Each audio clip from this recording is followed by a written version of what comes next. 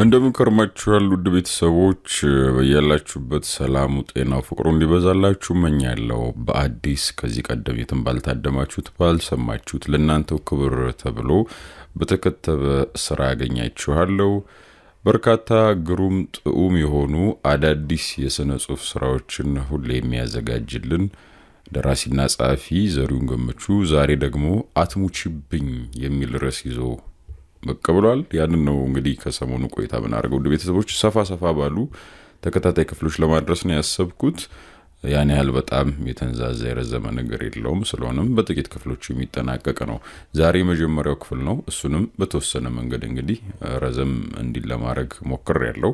የመጀመሪያ ክፍል እንደመሆኑ እንግዲህ የእናንተ ኢንጌጅመንት ወይም አስተዳደም ቀጣዩን ክፍል እንግዲህ ወደ እናንተ ማድረስበትን ፍጥነት ይወስነዋል። ከተስማማችሁ ከወደዳችሁት በታሪኩ ከተያዛችሁ ኦብቪየስሊ ያው አስተያየታችሁን እከታተላለሁ እና ብዙ አላቆየውም። ወዲያው ቀጣዩን ወደ እናንተ በቀናት ልዩነት ለማድረስ ነው ያሰብኩት። ከእናንተ ግን አስተያየት ሐሳብ ይቀጥል አይቀጥል እሱን የመጀመሪያ ክፍል እንደመሆኑ እጠብቃለሁ። በተለይ ቪዲዮውን ስከፍቱት ደግሞ ላይክ አድርጋችሁ መጀመሪያ አይዘንጋ። ከዛም ባሻገር በሱፐር ቻት ሱፐር ቴንክስ እና ሱፐር ስቲከር የተለያዩ ማበረታቻ ስጦታ ያላችሁን አክብሮት በዛ መልኩ የምትገልጹልኝ ያላችሁ ለቻናሌ እናንተን ቀድሜ ክብረት ይስጥልኝ ብዬ ማለፍ እወዳለሁ። ውድ ቤተሰቦች ሜምበርም የሆናችሁ ጥቂት ታዳሚያን ያላችሁ እናንተንም እግረ መንገዴና መስግኜ ማለፍ ፈልጋለሁ። ሜምበር መሆን የምትችሉ ክፍት ነው ኦፕሽን። ውድ ቤተሰቦች በዛ መሰረት መሆን ይቻላል። እንግዲህ በያላችሁበት ጥሩ ጊዜ እመኛለሁ። ክፍል 1 አትሙችብኝ ከደራሲና ጸሐፊ ዘሪሁን ገመቹ እነሆ ለእናንተ ብያለሁ። እኔ ጸጋዬ አብራር ነኝ። መልካም ጊዜ ውድ ቤተሰቦች።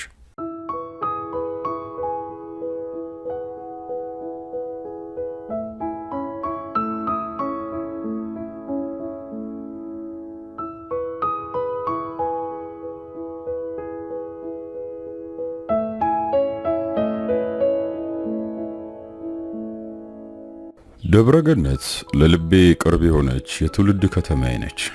የትዝታዎቼ ማህደር የተከማቸባት፣ እትብቴ የተቀበረባት፣ ጥርሶቼ ተነቅለው የተዘሩባት ሀገሬ ደብረገነት ልክ እንደ ስሟ ገነት መሳይ ለምለም ነች። አረንጓዴ የለበሰች በውስጧ 3 የሚንፎለፎሉ ወንዞች በከተማዋ ግራና ቀኝ አቋርጠዋት ያልፋሉ። የከተማዋ ነዋሪ በቁጥር 10 ሺህ አይበልጡም። በዛ ምክንያት አብዛኛው ሰው እርስ በርሱ ይተዋወቃል። በዛ ላይ የኔ ቤተሰቦች የከተማ ቁጥር 1 ቱጃሮች ስለሆኑ ታዋቂ ናቸው። ቢያንስ አባቴን በስም የማያውቁ ሰው የለም። እኔም እዚች የምወዳት ደብረገነት ከተማ ውስጥ ህይወቴን ሙሉ ኖሬያለሁ። አሁን ያለሁት ያደግኩበት ቤት ነው። 11 ክፍሎች ያሉት ትልቅ ቪላ ቤት ነው። ይህ ቤት ለወላጆቼ ልክ እንደ ቤተ መንግስት ነው። ንጉሱ አባቴ ሲሆን ንግስቲቷ ደግሞ እናቴ ነች። ከዛ እኔ ሉላቸው ሲሆን 2 የቤቱ ልዕልት እህቶች አሉኝ። የትውልድ አካባቢ አየሩ ራሱ የተለየ ጣዕም ነበረው። ውሃው ሁሉ ይለይብኛል። ከምረቅጠው እያንዳንዱ አፈር ጋር ዝምድና ያለኝ ይመስለኛል። የሰፈሬን ሰዎች ወዳቸዋለሁ። ጓደኞቼ ለኔ የማንነቴ መስታወት ናቸው። ትምህርት ቤት ውስጥ 2 ጓደኞች አሉኝ። ከኔ ጋር 3 ጥንዶች ነን። ከነዚህ እንደ ነፍስ ከምንዋደድ 3 ጓደኛሞች መሃል አንዷ ሴት ነች። ልዕልና አጥናፍ ሰገር ትባላለች። ወንድ ጓደኛዬ ኬና ይባላል። ከ7ኛ ክፍል ጀምሮ ተነጣጥለን አናውቅም። ከጓደኞቼ ጋር በአንድ ክበብ ውስጥ የተሰባሰብንበት ምክንያት ደግሞ በተለያየ ኤሌመንተሪ ትምህርት ቤት የ6ኛ ክፍል ሚኒስትሪ ተፈትነን በማለፍ አንድ ትምህርት ቤት ተሰባስበን አንድ ክፍል ከተመደቡን በኋላ ነው። እርግጥ የዚህ ጓደኝነት ክበብ ምሰሶ ልዕልና ነች። ልዕልና በህይወቴ ካዩዋቸው ሴቶች ሁሉ የመጨረሻ ውቧ ነች። ይህን ስል ሰው ሊገረም ይችላል። ልዕልና ጸጉሯ ጥቁርና ሉጫ ነው፣ ግን ጀርባዋ ላይ የሚነጠፍ አይነት አይደለም። እንደውም ትከሻዋ ላይ እንኳን የማይደርስ አጭር ነው። አፍንጫዋም ቀጥ ብሎ በቀራጽ የተስተካከለ የሚመስል ስልክክ ያለ አይደለም። አጠር ብሎ ከወደ ጫፉ ደፍጠጥ እንደማለት ያለ ነው። ጥርሶቿም እንደ በረዶ የነጡ ቢሆኑም ግን ደግሞ በተወሰነ ኢንችም ቢሆን ትንሽ ወደፊት ወጣ ያሉ ናቸው። ቁመቷ 1 ሜትር ከ65 ሲሆን ወፍራምም ቀጭንም አትባል፣ ግን ደግሞ ትልቅ መቀመጫና ትልቅ ጡት ያላት ሴት ነች። ታዲያ እንዲህ ከሆነ እንዴት ነው ከሷ የበለጠ ቆንጆ አይቻለቅ የምትለው ካላችሁ መልሱ ምን እንደሆነ ታውቃላችሁ? ፍቅር። በቃ ይሄው ነው። ያየኋት ቀን ነው ልቤን የሰነጠቀችው። በወቅቱ እኮ 14 ዓመቴ ነበር። ስላፈቀርኳት ቀረብኳት። ፊት አልነሳችኝ። በወቅቱ ደግሞ ከኬና ጋር ከአንድ ትምህርት ቤት ስለመጡ ቀድሞውም ጓደኛሞች ነበሩ። እናም ያ ወዳጅነታችን ቀጠለ። አብረን ተያይዘን ሃይስኩል ገባን። 10ኛ ክፍል እያለን ልብ የሚሰባብር ታላቅ ክስተት በማዕከላችን ተከሰተ። ቀኑ ግንቦት 10 ነበር። የልልና የልደት ቀን ነበር። ቤተሰቦቿ መንገድ ሄደው ስለነበር የልደት ዝግጅቱን ራሷ ነች ከቤታቸው ሰራተኛ ጋር ተጋግዛ የደገሰችው። ከዋነኞቹ ተጋባዦች ውስጥ አንዱ እኔ ስለነበርኩ ምን አይነት ስጦታ ይዤላት እንደሚሄድ ለአንድ ሳምንት ሙሉ ነው ያሰብኩበት። በጣም አስጨናቂ ተግባር ነበር። ደግሞ ክፋቱ የዚህን የስጦታ ጉዳይ ከጓደኛዬ ኬና ጋር ተነጋግሬ ምክር መጠየቅ አልችልም። ምክንያቱም በዚህ 17 ዓመት ልደቷ ላይ የምሰጣት ስጦታ እሷን ብቻ ሳይሆን ጓደኞቻችንንም ጭምር እንዲያስደንቅ እፈልጋለሁ። ልሰጣት የፈለኩት ስጦታ በጣም የተጋነነ ሆኖ የውስጥ ፍቅሬ እንዳያጋልጥብኝ አሊያም እሷን የማይመጥን አናሳው ነው እንዳያሸማቀቀኝ ነበር ጥረቴ። ለማንኛውም አይደርስ የለቀኑ ደረሰ። ልዩና እንደሷ አብብ የሆነ የልደት ድግስ ነበር ያዘጋጀችው። እናም የኔ ስጦታ ያው ልዕልና የሚል ጽሑፍ በጥንቃቄ የተቀረጸበት የወርቅ አምባር ነበር ያመጣውላት። እንደዛ አይነት ስጦታ በዛ እድሜ ለዛውም በተማሪ አቅም የማይታሰብ ነው። ግን ደግሞ ኬት አምጥተህ ገዛላት ብሎ የሚጠይቀኝ ሰው የለም። ምክንያቱም በዚህ በምኖርበት ከተማ 3 ትላልቅ ሀብታሞች ቢመረጡ ከነዛ 3ቱ መካከል የኔ ቤተሰቦች ስም ይገኝበታል ማለት ነው። እና የወርቅ አምባሩን ከመያዣ ዕቃ አውጥቼ እጇ ላይ ሳጠልቅላት ከሷ ይልቅ አይናቸው የተበለጠጠው ድግሱ ላይ የታደሙት ሌሎች ሴቶች ናቸው። ወንዶቹ ላይ የተመለከትኩት አድናቆት ሳይሆን የሆነ ብስጭትና ምን ልበላቸው ቅናት፣ እንደዛ ነው። እኔ ማወቅ የፈለኩትና የሚያስጨንቀኝ የልዕልና ስሜት ብቻ ነበር። እና እሷ ላይ ነበብኩት ስሜት ከጠበቅኩት በግማሽ ዝቅ ያለና ከስጦታው መጠን ጋር ማይቀራረብ ሆኖ ነው የተሰማኝ። እናም ደግሞ በዛ የተነሳ አልዋሻችሁም ብቻ የተወሰነ ቀራለኝ። ነገሮች በዛ ቢያበቁ በጣም ደስ ይለኝ ነበር። ግን በጣም የደነገጥኩት ከኔ ቀጥሎ ኬና ስጦታ ሲሰጣት በደስታ ጥርስ በጥርስ ሆና ተፈናጥራ ተጠምጥማበት ጉንጩን አገላብጣ ስትሰሙ ሳይ ነው። ለመሆኑ ከኔ የበለጠ ምን ቢሰጣት ነው ብዬ ስጦታውን ለማየት ተቀበጠበትኩ። 150 ብር የሚገዛ የዲያሪ መጻፊያ ደብተር ነው። ልቤን ቅሽቅሽ ያለ። ምናልባት የዕለቱ ሉዋን መጽሐፍ ስለምትወድና የምትፈልገውን ነገር ስለሰጣት ነው ትሉኝ ይሆናል። በፍጹም እንደዛ አይደለም። ልዕልና እንኳን የየዕለት ገጠመኛዋን በፍቅር ልትጽፍ ይቅርና አንድ አረፍተ ነገር ለመጻፍ ትዕግስት እንደሌላት እኔ ብቻ ሳልሆን ራሱም ስጦታውን የሰጣት ኬና በደንብ ያውቀዋል። እና የሷ እንደዛ መፈንጠዝ ከስጦታው ሳይሆን ከኬና ጋር የተገናኘ እንደሆነ ወዲያው ነው የገባኝ። እናም ስለገባኝ ደግሞ በጣም ነው የተበሳጨሁት። የዕለቱ ዝግጅት በዚህ ቢያበቃ ምን አለ? የከፋው ከኋላ ነበር። የዕለቱ ተጋባዦች ሁሉ አንድ በአንድ መሄድ ሲጀምሩ እኛን ማለት መደበኛና ዋነኛ ጓደኞቿን ወደ ኋላ እንድንቀር ያደረገች። ቀረን። ሁሉም ሄዶ ከተጠናቀቀ በኋላ ሁለታችን እሷን አጅበን ተቀመጥን። እሺ ለምን እንድንቀር ፈለግሽ? እኔ ነበርኩ ጠያቂ። በመጀመሪያ በእንደዚህ አይነት የደስታ ቀን ያብራሽኝ ስለሆናችሁ በጣም አመሰግናለሁ። በጣም ነው ያስደሰታችሁኝ። በመቀጠል ደግሞ ጭፈራ ቤት ወስዳችሁ እንድታስጨፍሩኝ ፈልጋለሁ ስትል ደምድማ ቁጭ ያለች። ሁለታችንም እርስ በርስ ተያየን። በማዕከላችን ማንም እሷን እምቢ ማለት የሚችል አልነበረም። ከምሽቱ 2 ሰዓት በኔ መኪና እሷን ገቢና ከጎኔ ጭኜ ኬና ኳላችን ሆኖ እያወራንና እየተጫጫሁን ወደ ጭፈራ ቤት ሄድን። እኔ መኪና ስለምነዳ አልጠጣም። ለነገሩ ባልነዳም ለመጠጥ ያለኝ ፍቅር እስከዚህም ነው። እነሱ ቢራ ሲያዙን ይኸው አዘዝኩ። 2 ሰዓት የገባንበትን ጭፈራ ቤት 4 ሰዓት ትተን ወጣን። ሁለቱም ሰክረዋል ማለት ይቻላል። በመጠጥ ብቻ ሳይሆን በጭፈራና በደስታም ሰክረው ነበር። ለነገሩ እኔም በጣም ደስ ተሰኝቼ ነበር። አልዋሻችሁም። ያው እየነገርኳችሁ ነው ለእናንተ። ልዕልና ስትደንስ፣ ልዕልና ስትስቅ ማየት በራሱ ለኔ ያሰክራል ነው የምላችሁ። መጀመሪያ ኬናን እየጎተትኩ ከኋላ አስገባሁና ልዕልናን ወገቧን ይዤ ወደ ላይ በመደገፍ ገቢና አስገቧት። እጆቼ ሰውነቷ ላይ ሲያርፉ የሚሰማኝ ስሜት በቃላት ልገልጸው ማልችለው ነው። ዞሬ ወደ መኪናው ገባውና ሞተሩን ካስነሳው በኋላ ወደ ኋላ ዞር አልኩና መጀመሪያ አንተን ቤት አስገባና ከዛ የልልናና የኔ ቤት በአንድ መስመር ስለሆነ እሷን ጥዬ በዛው አልፋለሁ አልኩት። እቺን የተቀደሰች ምርጥ ቀን ለምን ተለያየናለህ? ለምን ሶስታችንም አንድ ቤት አንተኛም? ልልና ወነሷ ነው እባክህ፣ ለምን አንድ ቤት አናደር?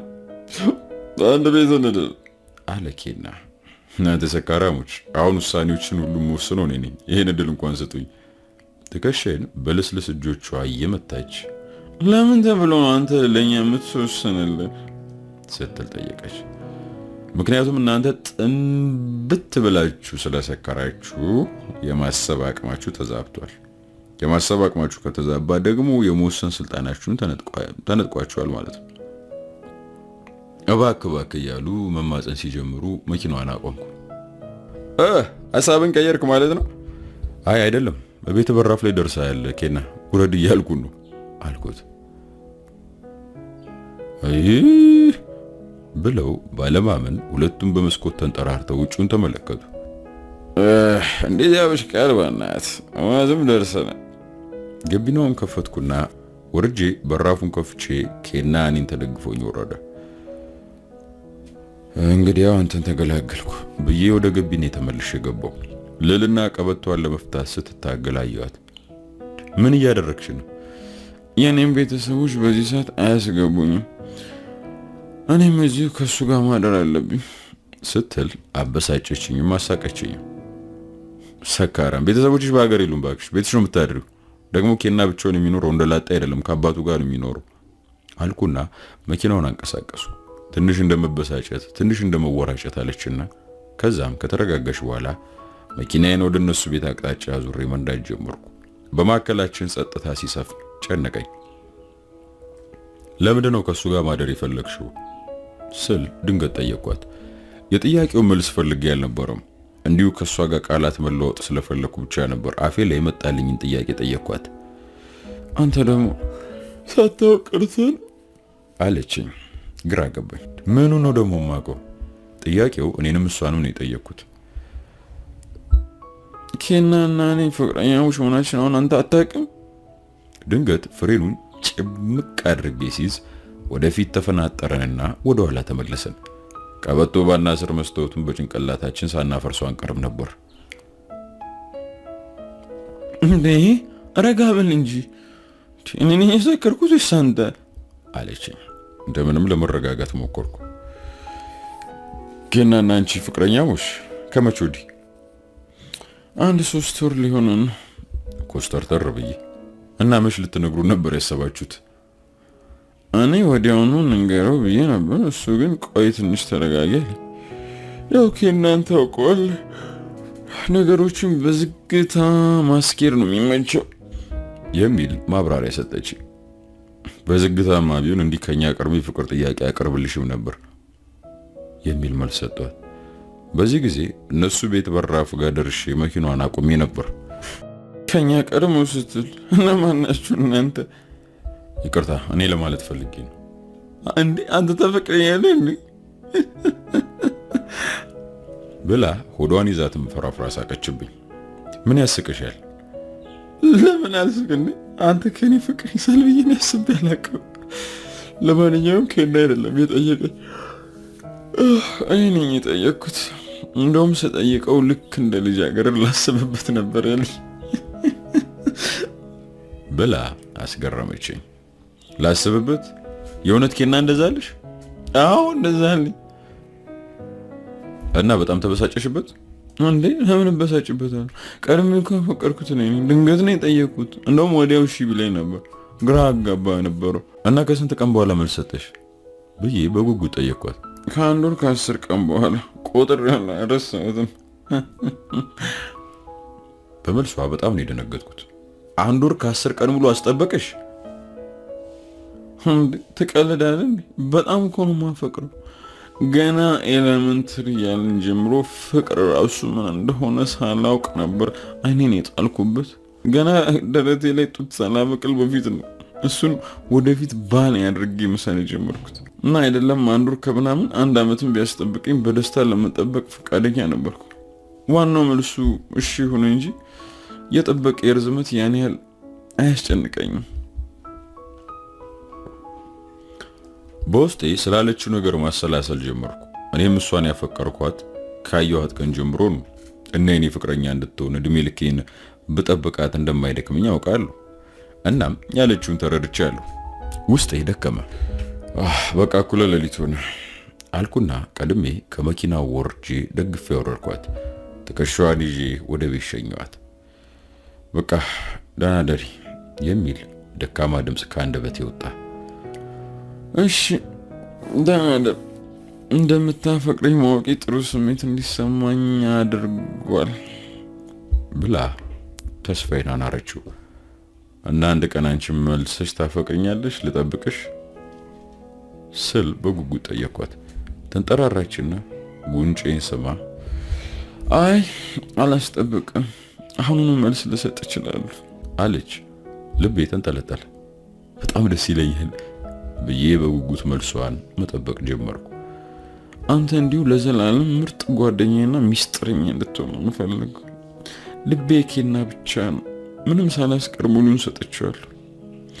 እናም ደግሞ ለዘላለም ነው የሰጠሁት።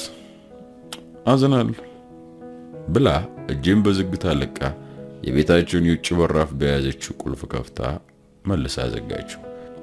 በተገተርኩበት ቆሜ ቀረሁ። እሷን እስከ ወዲያኛው አጥቼ እንዴት ነው የምኖረው? ራሴን የጠየቅኩት ጥያቄ ነበር። በዝግታ ወደ መኪና የተመለስኩና መሪው ላይ ተደግፌ ማሰላሰል ጀመርኩ። እናም በዛች ቅጽበት አባቴ ትዝ አለኝ። አቶ ቦጋለ ተሰማ በዚህ ሰዓት ብቸኛ ወንድ ልጁ የት ሆኖ ስለምን እያሰበ እንደሆነ ቢያውቅ ልቡ ተሰብሮ ምን ነው ልጄ፣ ምን ነው እንዲህ ጉድ ትሰራኛለህ? ለብዙ ስጠብቅ ትምህርትን ጨርሰህ ዩኒቨርሲቲ ገብተህ በደንብ ተምረህ መተህ የአባትን ወንበር ተረከበ የቤተሰባችንን ሀብት ታስተዳድራለህ ብዬ ስጠብቅ ገና በ17 ዓመት አንድ ሴት አፍቅረህ ትጃጃላለህ። ያው እንደዛ ብሎ የሚገሰጸኝ ከዛም አልፎ በኩርኩም እንደሚጎቃኝ እርግጠኛ ነኝ።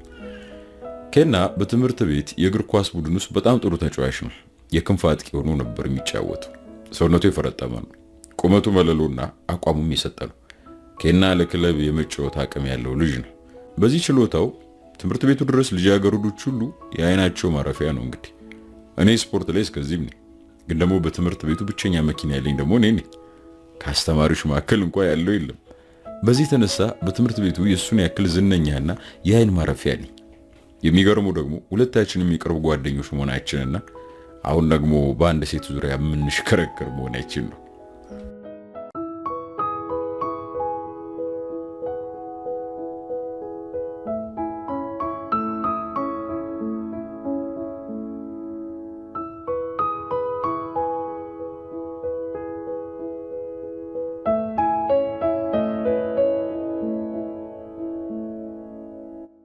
በማግስቱ ከኬና ጋር ትምህርት ቤት ተገናኘን። ፊቱ ኩስተርተር ብሎ ጨልሟል።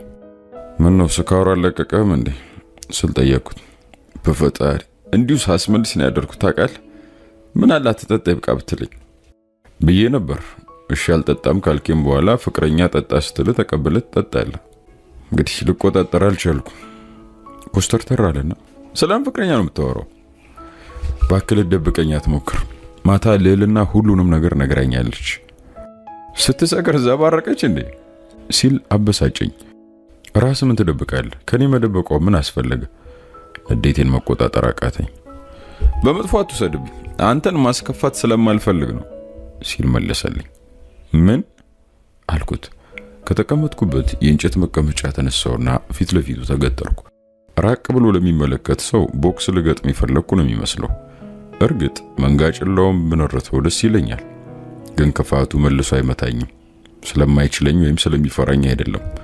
እንደውም በአንድ ጠንካራ ምት ከመሬት እንደሚዘርረኝ እኔም ሆንኩ እሱ በደንብ እናውቃለን። እናም እያወቀ እጁን አጣጥፎ ይመታል። ይሄን ደጋግሞ አድርጎታል። እንደዛ ሲያደርግ ደግሞ በጣም ብስጭት ነው የሚያደርገኝ። በዛ ምክንያት መቼም ከሱ ጋር እጅ መሰነዛዘር እርም ብዬ አቁሜያለሁ። ይሄ ደግሞ ምን ማለት ነው? እናንተ ፍቅረኛሞች መሆናችሁን ማወቄ እኔ ለምንድን ነው የሚያበሳጨኝ ስል ተጋፈጥኩት። ከተቀመጠበት ተነሳና አፍጥጦ አይኔን እያየ በጣም ስለምታፈቅረት አለና በትከሻው ገፋ አድርጎኝ ጥሎኝ ሄደ። ተበሳጨው የሚለው ቃል ብቻውን ንዴቴን አይገልጸውም። ወደ ክፍል ተመልሼ ቦርሳዬን ለመያዝ እንኳን ትዕግስት አልነበረኝም። የትምህርት ቤቱን ግቢ ለቅቄ ለመውጣት ተንቀሳቀስኩ። ዘበኞቹ አትወጣም ብሎ ቢያንገራግሩም አልሰማቸውም። ገፍትሬያቸው ወጣው። ለቤተሰባችን ሹፌር ደወልኩና መኪና ይዞልኝ ያለውበት ድረስ እንዲመጣ ነገርኩት። እዛው ትምህርት ቤታችን ፊት ለፊት የሚገኝ አንድ ካፌ ቁጭ ብዬ የሐሳብ ግትልትል እያሰላሰልኩ መጠበቅ ጀመርኩ። በረጅም የጓደኝነታችን ጊዜያቶች እንደ ዛሬ በኬና ተበሳጭቼበት አላውቅም። እርግጥ ዛሬ ብቻ አይደለም በጣም የተበሳጨውበት፣ ከትናንት ማታ ጀምሮ ነው።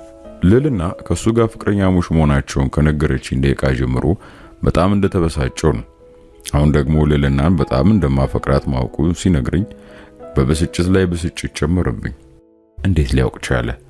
እያወቀስ እንዴት ፍቅረኛ ይሁን ስትለው ይሻላት እያልኩ መልስ ለማግኘት ከራሴ ጋር መብሰልሰሌን ቀጠልኩ። እኔ ለኬና ጓደኛው ብቻ አይደሉም፣ ባለውለታውም ጭምር ነኝ። በተቸገረ ጊዜ ሁሉ ከጎኑ ሆኜ በተቻለ መጠን ረዳዋለሁ። ባዘነ ጊዜ ካጠገቡ ርቄ አላውቅም። ይሄንም ማደርገው በፍቅር ነው። ጓደኛው ስለሆንኩ ብቻ አይደለም፣ ህይወቱ በጣም ስለሚያሳዝነኝ ነው። ሰው የቁመቱን መመዘዝ፣ የመልኩን ማማርና ስፖርተኛ ማንነቱን በማየት ዘወትር የሞላለትና ደስተኛ ወጣት ነው የሚመስለው። በተለይ የሚያማምሩ ድርስ ወጣቶች ዙሪያውን ከበውት ሲያስካኩለት የሚያይ ሌላ ወጣት ጎረምሳ በሱ መቅናቱና በሱ ቦታ መሆኑን መመኘቱ የሚጠበቅ ነው። እሱ ግን በበረሃ ማዕከል የበቀለች የጽጌረዳ አበባ ማለት ነው። በረሃብ በጥማትና በችግር የተከበበ ብቸኛ ልጅ ነው። የሚኖረው ከአባቱ ጋር ነው። አባቱ ናቸው ያሳደጉት። ማለትም እናቱ እሱን አርግዛ ሆስፒታል ስትገባ ቤተሰቡ ሁሉ በደስታና በታላቅ ተስፋ ከበዋት ነበር። ግን መጨረሻው ትራጀዲ ሆነ። ኬና በፎጣ ተጠቅልሎ በአባቱ እቅፍ ሲወጣ እናቱ በሬሳ ሳጥን ተከታ ወጣች። የእናቱ ቤተሰቦች ወንድና ሴት አያቱ ጭምር እሱንና አባቱን ተጠየፏቸው። መጠየፍ ብቻ አይደለም ካጠገባቸው አባረሯቸው። እናትና አባቱ ለመጀመሪያ ጊዜ የተገናኙት አባትየው የእናቷ ሹፌር ሆኖ ሲሰራ በነበረበት ጊዜ ነበር። በመሃል እሷን ትምህርት ቤት ማድረስና ማምጣት በዋናው ስራው ላይ ደርቦ እንዲሰራ ታዘዘ። በዛን ወቅት የኬና አባትና እናት ቀስ በቀስ መግባባትና ልብ ለልብ መተዋወቅ ጀመሩ። ሁለቱም አፍላ ወጣት ነበሩና ባልጠበቁት ሁኔታ ወደ ፍቅር ገቡ። እናም ተሳሳቱ። በጊዜው ገና የ19 ዓመት ወጣትና የ12ኛ ክፍል ተማሪ የሆነችው የኬና እናት አረገዘች። እናም ቀጥታ እናትና አባቷ ፊት ቆማ ወድጄዋለሁና ላገባው ፈልጋለሁ አለቻቸው። በወቅቱ በጣም ወግ አጥባቂ የነበሩት እናትና አባቷ ሰማይ የተደፋባቸው ነበር የመሰላቸው። አንድና ብቸኛ ልጃቸው ሹፌራቸው ልታገባ እንዴት ሆኑ? አንቺ የኛ ልጅ የተማረና የተከበረ ካልሆነ ደግሞ አቀማጥሎ ሊያኖርሽ የሚችል ሀብታም ነጋዴ ነው ማግባት ያለብሽ አሏት። ምርጫ የላችሁም፣ የ3 ወር እርጉዝ ነኝ፣ ወይ ፈቅዳችሁ ዳሩኝ ወይ ደግሞ ተያይዘን እንጠፋለን ብላ ወጥመድ ውስጥ ከተተቻቸው። ሳይመስላቸው እያሉ ውስጣቸው እየተብሰለሰለ ደግሰው ዳሯት። የራሳቸው ቤትም ስለሌላቸው የተንጣለለ ቤተ መንግስት መሳይ ግቢ ውስጥ ካሉት ቤቶቻቸው መካከል አንዱን ሰጧቸው። የመውለጇ ቀኗ ደርሶ ለመውለድ ሆስፒታል ገብታ ከሞተች በኋላ ግን ልጄን የነጠቀኝ አንተ ነህ፣ ልጅህን ከመንጠቀ በፊት ግቢን ለቀህልኝ ውጣ፣ ግቢውን ብቻ ሳይሆን ከተማውንም ለቀህ መቼም ወደማላገኝ ቦታ ጠፋ፣ ግደለው የሚል ስሜት እየተናነቀኝ ስለሆነ ያለበትን እንዳውቅ የምታደርግ ከሆነ ድንገት መጥቼ አንተንም ከነዲቃላ ልገልሽልሃለሁ አሉት። የቤቱ ማንም ሰው ከነሱ ጋር ቢገናኝ እናም ሊረዳቸው ቢሞክር የነሱ ጣ እንደሚደርሳቸው በቤቱ አባወራ ተነገራቸው። የኬና አባት የልጁንና የሱን ልብስ በጣም አስፈላጊ የግል ንብረቱን በአንድ ሻንጣ አድርጎ ገና ደም የሆነ አራስ ልጅ በደረቱ አቅፎ የአማቾቹን ቤትና የሟች ባለቤቱን ትዝታ ወደ ኋላ ጥሎ ቀጥታ ታክሲ ተሳፍሮ ወደ መናኸሪያ ሄደ። የኬና አባት መናኸሪያ ደርሶ ልክ ከታክሲ ሲወርድ የቤታቸው አትክልተኛ ቀድሞት ሲጠብቀው አገኘው። ምንም ሳይል አንድ ቀይ ሞላበት ነጭ ፌስታል በእጁ አስጨብጦት ምንም ሳይናገረው አካባቢውን ጥሎ ተሰወረ። ፌስታሉን ሲከፍቶ 3 ሙሉ የሕፃን ልብስ፣ አንድ ፎጣ፣ እሽግ ዳይፐር፣ ወተት የተሞላ ጡጦና ከሽጉ ያልተፈታ 10,000 ብር። ይህን ያደረጉት የባለቤቱ እናት መሆናቸውን ወዲያውኑ ያወቀው። ቀጥታ ባላቸው መጋፈጥ ብርታቱ ባይኖራቸውም ለልጃቸው ልጅ ግን ዝም ማለት አልቻሉም። በውስጡ አመሰገናቸውና ዝም ብሎ አንድ የክፍለ ሀገር መኪና ውስጥ ገባ። አሁን ወዳለበት ከተማ ደረሰ። ከአራስ ልጅ ጋር ሕይወትን አንድ ብሎ ጀመረ። የልጁንም ስም ኬና አለው። ኬና የኦሮምኛ ቃል ሲሆን ትርጉሙ ስጦታ ማለት ነው እና እናትም አባትም ሆኖ ይህን የመሰለ ልጅ ያሳደገ። በዚህ ታሪክ ምክንያት በኬና ግማሽ ልብ ውስጥ ጥልቅ ጨለማ አለ። ኬና በእናቱ ዘመዶች በጣም ይበሳጫል። እናቱ እሱን ስትወልድ በመሞቷ የጥፋተኝነት ስሜት ይሰማዋል። አባቱ እሱን ለማሳደግ ሙሉ ሕይወቱን በመሰዋቱ ቁጭት አለበት። የልጅነት አይምሮ በብዙ ግዛንግሶች የተጠቀጠቀ ነው። ይህን ታሪክ ሲነግረኝ እኔም ልክ እንደ ራሴ ታሪክ በአይምሮዬ መዝግቤ ይዤዋለሁ። ለዛ ነው ከሱ ጋር መጣላትና ሌላ ጭንቀት እንዳይሆንበት ሁሌ የምጠነቀቀው። በዚህ ታሪክ ምክንያት ነው የልዕልና ፍቅረኛ ስለሆነ ግራ የተጋባሁት። እሱ ስለ ጥላቻ እንጂ ስለ ፍቅር ግድ ሲሰጠው አይቼ አላውቅም። ከሐሳብ ግትልትል ውስጥ ሳልወጣ ሹፌራችን መኪናውን አመጣልኝ። ቁልፉን ተቀበልኩና ቀጥታ እያሽከረከርኩ ከከተማ ወጣሁ። በእነዚያ ጠመዝማዛ መንገዶች ላይ የነዳው የማስበው ስለ ልዕልናና ኬና ነው። እሺ አሁን ምንድነው ማድረገው? የሆነ ዘዴ ተጠቅሜ እለያያቸዋለሁ ወይስ አሜን ብዬ ተቀብዬ ህይወቴን ቀጥላለሁ? አንዳንድ ጎተራዎችና ጥቂት ቤቶች በሜዳ ላይ ይታዩኛል። እናም ቤቶቹ ከመንገዱ በጣም ርቆ የተቀመጡና በጣም የተራራቁ ናቸው። ብዙ ዛፎች፣ አንዳንድ ጫካዎች፣ ኩሬዎች እየታዩኝ ነው። በድንገት ሰማዩ ምን ያህል ትልቅ እንደሆነ አስተዋልኩ። በከተማ ጭንቅ ውስጥ ወደ ላይ አንጋጠው ሲመለከቱት ሰማዩ ራሱ ጠባብ ነው እና ምናልባት ደመና ወይም ወፍ በሰማይ ላይ ሲንቀሳቀስ ለማየት እጆቼ የመኪናውን መሪ ሳይለቁ አልፎ አልፎ ወደ ላይ አንጋጥጬ እመለከታለሁ። እናም በኮረብታው ዳር ብቻውን የቆመ አንድ ቤት እያየው ነው። ከቤቱ ፊት ለፊት ወጣት ገበሬ ባልና ሚስት የቤታቸው በራፍ ፊት ቁጭ ብለው ይጎሻሸማሉ። እነዚህ ጥንዶች ምን ያህል የፍቅር እሳት በመካከላቸው እየነደደ እንደሆነ ማወቅ ጓጓው። እናም ለኑሮ ምን እንደሚሰሩ ምን እንደሚያስቡም ጭምር ለማወቅ ፈለግኩ። ግን ደግሞ የምነዳውን መኪና ፍጥነት መቀነስ አልፈለኩም። ከ40 ደቂቃ የመኪና ጉዞ በኋላ የአያቴ መንደር ብርቂቱ ደረሱ። 1000 ካሬ ስፋት ያለውና በቀርከሃ ዙሪያ ድንበሩ የታጠረ የአያቴ ግዙፍ ግቢ ደረሱ። በተከፈተው ግዙፍ የቆርቆሮ በራፍ አልፌ መኪናዬን ወደ ውስጥ አስገባውና አቆምኩ። ሴት አያቴ ገና ስተኝ ፊቷ በብርሃን ሲሞላ ተመለከትኩ። ሁል ጊዜ እሷ አጠገብ ሰውን በዓለም ላይ በጣም ተፈላጊ ሰው እንደሆንኩ ነው የሚሰማኝ። ለዛ ነው ስሜቴ ሲወርድ ሞራሌ ሲዘቅጥ ወደ አያቴ መበረው። አያቴ ይሄ ገጠር እድሜ ዘመኗን የኖረችበት ነው። ወንድ አያቴ ጋር የተግባቡበትና የመጀመሪያ ጎጆአቸውን የቀየሱበት ቦታ ነው። ሰርተው ንብረት ያፈሩበት፣ ወልደው የሳሙበትና አሳድገው ይዳሩበት ነው። ወንድ አያቴ ከሞተ 8 ዓመት አልፎታል። እሱ ከሞተ በኋላ አሁን ልጆችሽም የራሳቸውን ስራ ይዘው በየከተማዋን ያሉት፣ እዚህ ብቻሽን ምን ትሰሪያለሽ? ነይ ከኛ ጋር ከተማ ኑሪ ብሎ አባቴ ለምኗት በሽማግሌ ማስለምኗት ነበር። እሷ ግን በአንገቴ ካራ አስገቧለች። ገና ለገና እሱ ሞቷል ብዬ ከብቶቼን በታትኜ ቤቴን ዘግቼ ብሄድ ምን ይለኛል የሚል ገራሚ ምክንያት አቀረበች። አባቴ ተናዶባታል። እማዬ ምን እያልሽ ነው? እሱ እኮ ሞቷል አላት። ቢሞትስ መንፈሱ ስናፍቀው ሊያየኝ ይመጣል። የዛን ጊዜ ቤቱ ተዘግቶ ቄው ጭር ብሎ ሲያይ የሚያዝን አይመስልህም? ትለዋለች። አባቴ በዚህ ጉዳይ ላይ ምን ብሎ እንደሚመልስላት ግራ ይገባዋል። እናም ሳይወድ በግዱ ሐሳቧን ይቀበላል። ለዛ ነው እስካሁን ከአገልጋዮቿ ከበሬና ላሞች፣ ከፍየልና በጎች፣ ከድመትና ውሾቿ ጋር እናም ደግሞ ከተንጣለለው የእርሻ መሬቷ መሃል ያለችው። አያቴ ቤት ከሄድኩ በኋላ ቀዝቅዤና ተረጋግቼ በጉዳዩ ሳስብበት አደርኩ። እኔ ልዕልናን በጣም አፈቅራታለሁ። ያንን ልክድ አልችልም። በዛው ልክ ደግሞ ኬናም በጣም ወዶና ማከብሮ ጓደኛዬ ነው። ከሁሉም በላይ ደግሞ ልዕልና ኬናም በጣም ታፈቅሯለች። ያ ወሳኙ ነገር ነው። እዚህ ላይ እኔ ተሸናፊነቴን አምኜ መቀበል አለብኝ። ካለበለዚያ የሁለቱን ጓደኝነት አጣለሁ። እንደዛ ከሆነ ደግሞ በጣም ጎዳው ነኝ። ከሌሊቱ 9 ሰዓት ስልኬን አነሳውና ውድ ጓደኛዬ ዛሬ ትምህርት ቤት ያልሆነ ነገር ተናግሬ ስላበሳጨው ይቅርታ፣ ታውቃለህ በጣም ነው የምወድህ፣ ይቅርታ ብዬ ጽፌ ለኬና ላኩለት። ጠዋት ከእንቅልፉ ተነስቶ ስልኩን እንዳነሳ እንዲያየው ፈልጌ ነው በዚህ በሌሊት የላኩለት።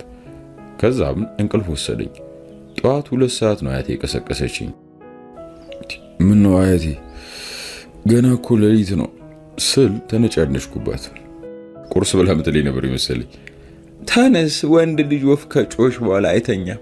ተነስቶ ከብቶቹን ከበረት አውጥቶ ሳር እንዲቅጦ ያደርጋል። የእርሻ መሳሪያዎቹን ያጸዳዳል። አያቴ ምን ሆነሽ ነው? አሁን ምን ነው ገበሬ የሚመስለው አይደል? እንደጠረጠርኩት ተነስ እሺ በቃ አትነጫነጭ፣ ቁርስን ብላና ከፈለክ መልሰህ ትተኛለህ አለች። አያቴ እኔው ምንም መብላት አልፈልግም አልኩና ብርድ ልብሱን በእጅ ስቤ ተሸፋፈንኩ። በአያቴ ላይ እንዲጭምልቅልቅ ስል ደስ ይለኛል። ስትለምነኝና ስትለማመጠኝ በቃ ገነት ገብቼ በመላክ ቁፍ ውስጥ ያለው ይመስለኛል። አያቴ እሺ እንግዲህ አውተኛ፣ ይሄን ጨጨብሳ ለማንደፍሮ ሰጠዋለሁ። ይቺን ከበላ መሬቱን ፈነቃቅሎ ሲያርስ ነው የሚውለው። ማንደፍሮ ማለት የሚላላካት የቤቷ ሰራተኛዋ ነው። አያቴ አንዳንዴ ያልሆነ ነገሮች ስለምትሰራ ቁርሴን አሳልፋ እንዳትሰጥብኝ በመስጋት በርግጌ ብርድ ልብሱን ከላይ በመወርወር ከአልጋው በንቃት ወርጄ ወደ አያቴ በመንደርደር ከኋላ ያስኳት። ምነው ብትተኛ ይሻልም ነበር። አያቴ ለኔ ብለሽ ደክመሽ ጨጨብሳ ሰርተሽልኝማ ልፋትሽን ምን አላደርጉ አልኩ። ለኔ ልፋት አታስብ፣ በልታ ግድ የለም ተመልሰተኛ። ኮስተር ልትራማራት። እሺ አያቴ በቃ ይቅርታኝ፣ ጨጨብሳ ግን ማንም እንዲበሉ አልፈልግም። ምን ያህል ደግሞ ድያውሽ ስላት የተኮሳተረ ፊቷን ፈታ አረገች። በልሂድ ፊትን ታጠብ ብላ ወደ ኋላ ተመልሳ በጎድጓዳ ሳህን የሞላውን ጨጨብሳና በትልቅ ኩባያ የሞላውን እርጎ ጠረጴዛ ላይ አስቀምጣልኝ እየሳቀች ክፍሉ ለቃልኝ ወጣች። ቁርሴን በልቼ ካጠናቀቅኩ በኋላ ተመልሼ ልተኛ ወይስ ወደ አያቴ ማሳ ሄጄ ከተፈጥሮ ጋር ትንሽ ላንሾካሽኩ እያልኩ እየተወዛገብኩ ሳለ ስልኬ ድምፅ አሰማ። አንስቼ ያየሁት ኬና የላከው መልእክት ነው።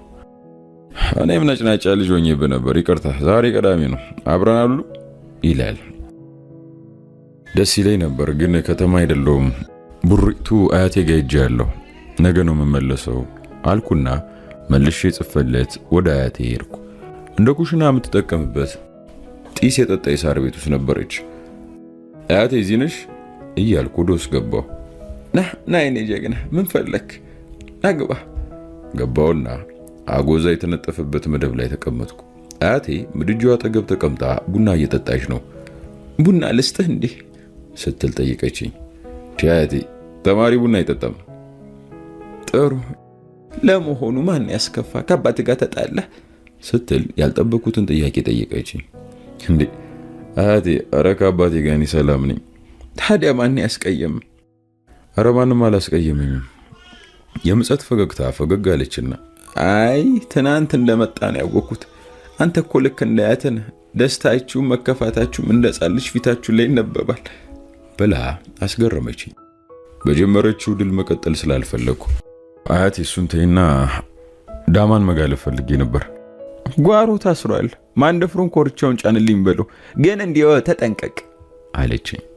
እጠነቀቃለሁ አያቴ አይዞሽ አታስቢ አልኩና ከተቀመጥኩበት ተነስቼ ወደ እሷ በመቅረብ ጎንበስ ብዬ ግንባሯን ሳምኩ።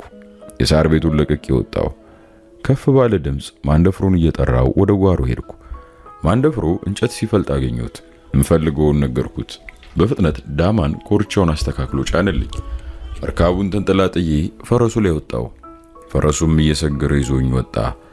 ለጥ ያለው ባህር መሳይ አረንጓዴ መስክን እያቋረጥኩ ወደፊት ለፊት ሸመጠጥኩ።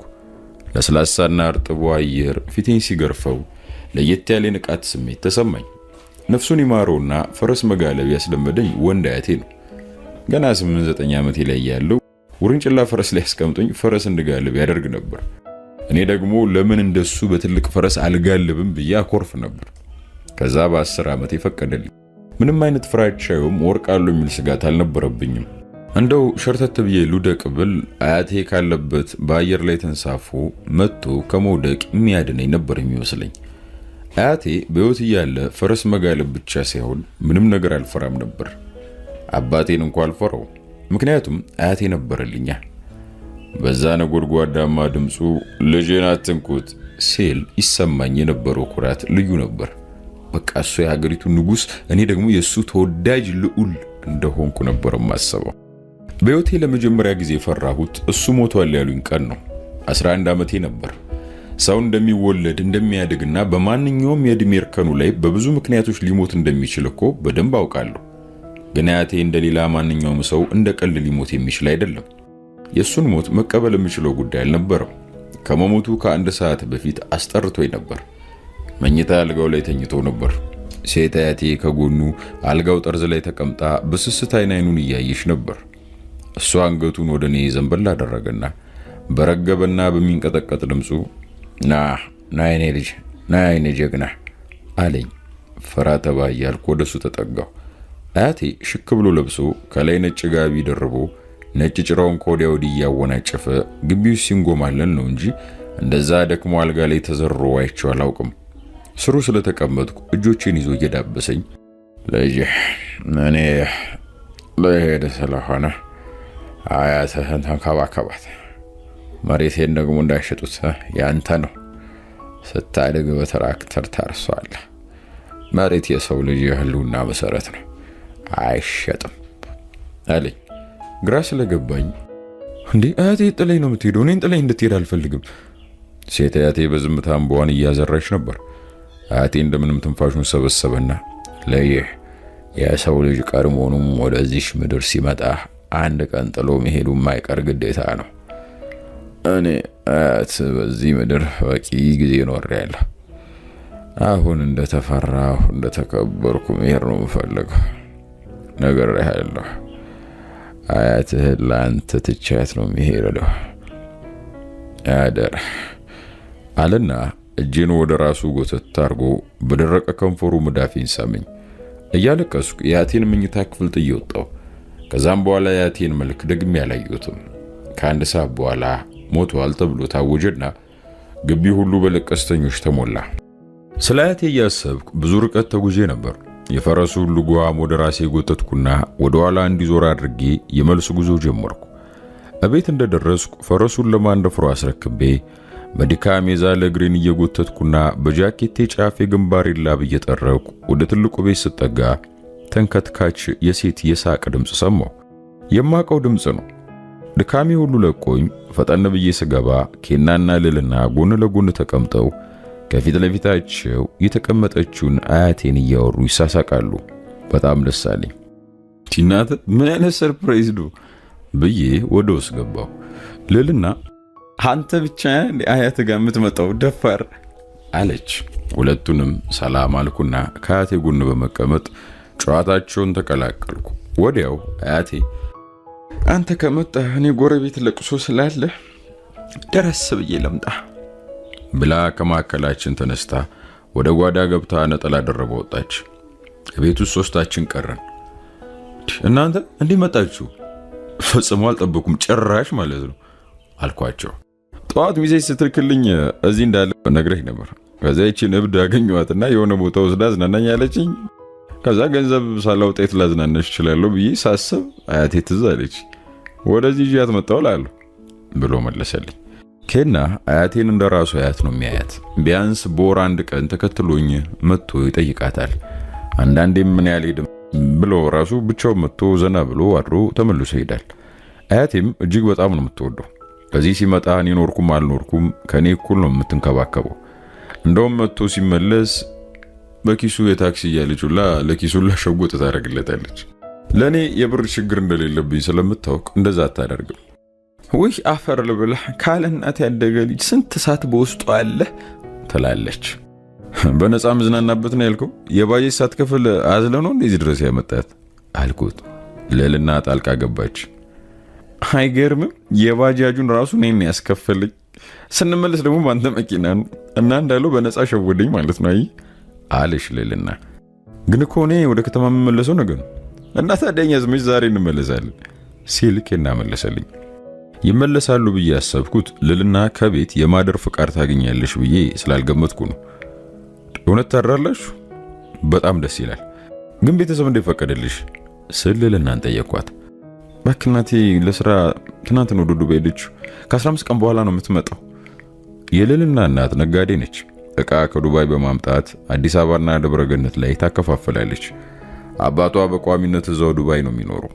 ቋሚ ስራ ያለው በአመት አንዴ መጥቶ ልጁን ልዕልናን ያያታል። ወይም በክረምት ትምህርት ቤት ሲዘጋ እሷ ወደ ዱባይ ትሄዳለች። ታዲያ ለምን ወጣ ብለን ዞር ዞር አንልም ነው ወይስ ደክሟቸዋል? ኬና አረ የምን መርከማ መጣ እባክህ ብሎ ቀድሞ ተነሳ። ልዕልና ተፈናጥራ ተከትላው ተነሳች። ተንጠለጠለችበት። ትከሻዬን በላኝ።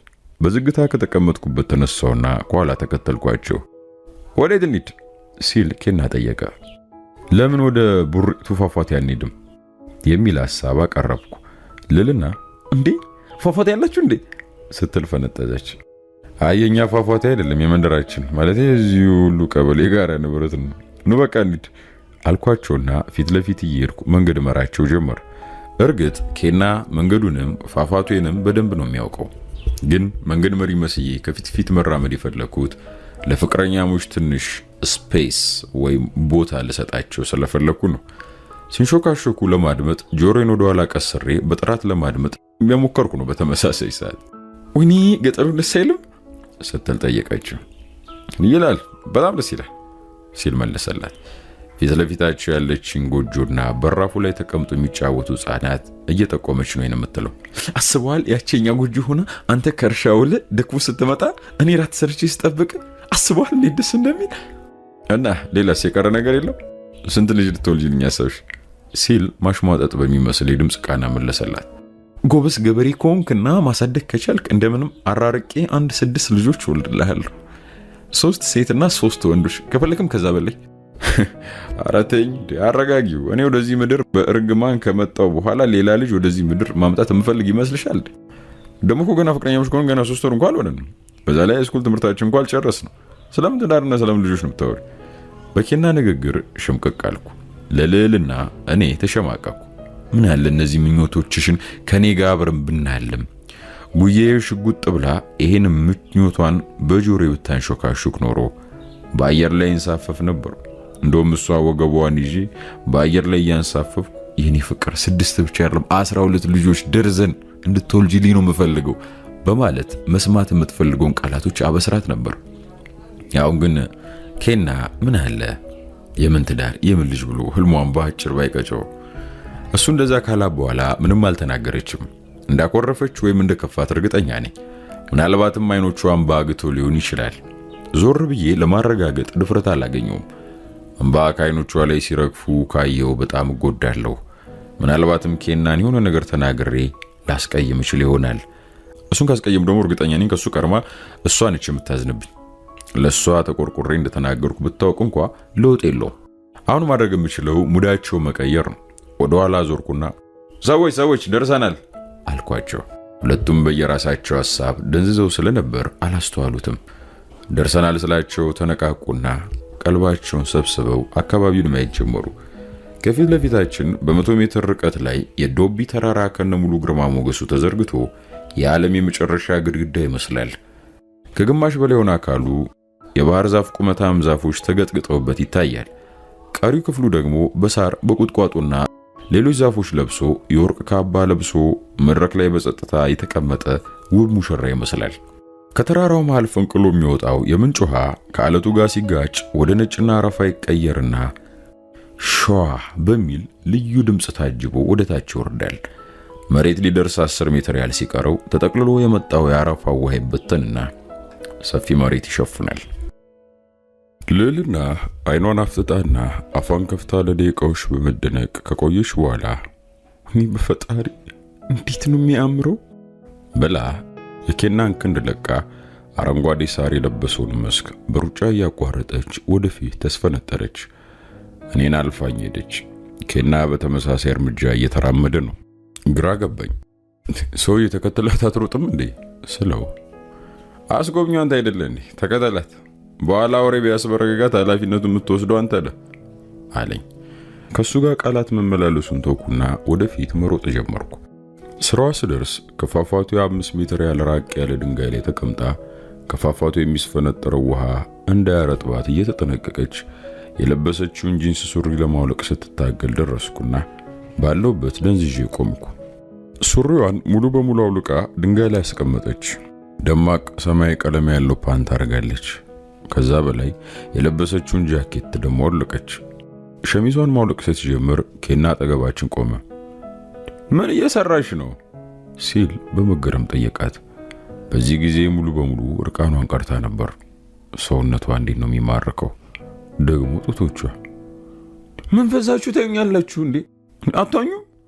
በይ በዚህ ቅዝቃዜ ውሃ ውስጥ አልገባም እኔ። እንደውም ወደ ተራራው ትንሽ ቦታ ይሻለኛል። ዛሬ ጂም ስላልገባው ያጣጣልኛል አለና ሁለታችንም እንደተፋጠጥን ጥሎን ወደ ተራራው መውጣት ጀመረ።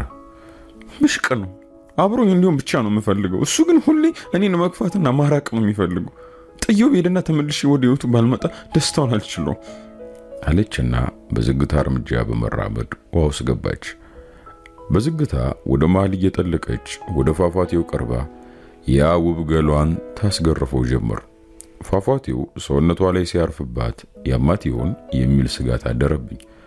ልብሴን አውላልቄ ወደ እሷ በመሄድ ከጎኗ ሆኜ መመታትና የሆኑ ምክንያቶች እየፈጠርኩ ርቃን ሰውነቷን ለሰከንዶች ሽራፊም ቢሆን መነካካት ፈለኩ። ግን እግሬን ማነቃነቅ አልቻልኩም። እንደ ሐውልት ከአንድ ቦታ ተቸንክሬ እንዳፈጠጥኩባት ነው። መሳይ ከፍ ባለ ድምፅ ስትጠራኝ ድምጿ ጆሮዬ ውስጥ ልቅ ብሎ ገባ። ጠራሽኝ? ለምን ፎቶ አታነሳኝም? ምን አይነት ቀሽም ነኝ? እንዴት እስካሁን ሳላስበው አልኩና በውስጤ ራሴን እየረገምኩ ስልኬን በፍጥነት ከኪሴ ወጣው። ካሜራ አስተካክዬ ማንሳት ጀመርኩ። ለፎቶ ስትል አንዴ እጇን እንደ ክንፍ ስትዘረጋ፣ አንዴ እግሮቿን ወደ ላይ ስታነሳ፣ አንዴ እጇን ወገቧ ላይ አድርጋ ስትምነቀነቅ ከ30 በላይ ፎቶዎች አንስቻት ከ2 ደቂቃ በላይ ርዝመት ያላቸው 2 ቪዲዮዎች ካነሳው በኋላ በቃኝ ብላ ከውሃ ውስጥ ወጣ አጠገቤ ቆመች። ትንፋሽ አጠረኝ። የሆነ ነገር የፈለገች ይመስላል። ልብሷን ወደ አስቀመጠችበት ድንጋይ ቀረበችና መጀመሪያ ጃኬቷን አንስታ ልክ እንደ ሽርጥ አገለደመች። ልጅቷ ምን እያደረገች ነው ብዬ በውስጤ ጠይቄ ሳልጨርስ ጎንበስ ብላ ፓንቷን ወደ ታች ስባ ማውለቅ ጀመረች።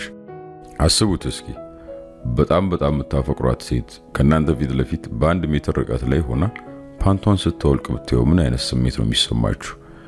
ያገለደመችውን ጃኬት እኮ በአንድ ጣት የጎተተ ባረገው ከዳሌዋ ላይ ተንሸራቶ መሬት ነው የሚነጠፈው። ከዛም በአካባቢው ኮፍ ጫጫታና ከፏፏቴ ድምጽ በቀር ምንም አይነት የሰው ዘር በሌለበት ስፍራ እርቃኗን።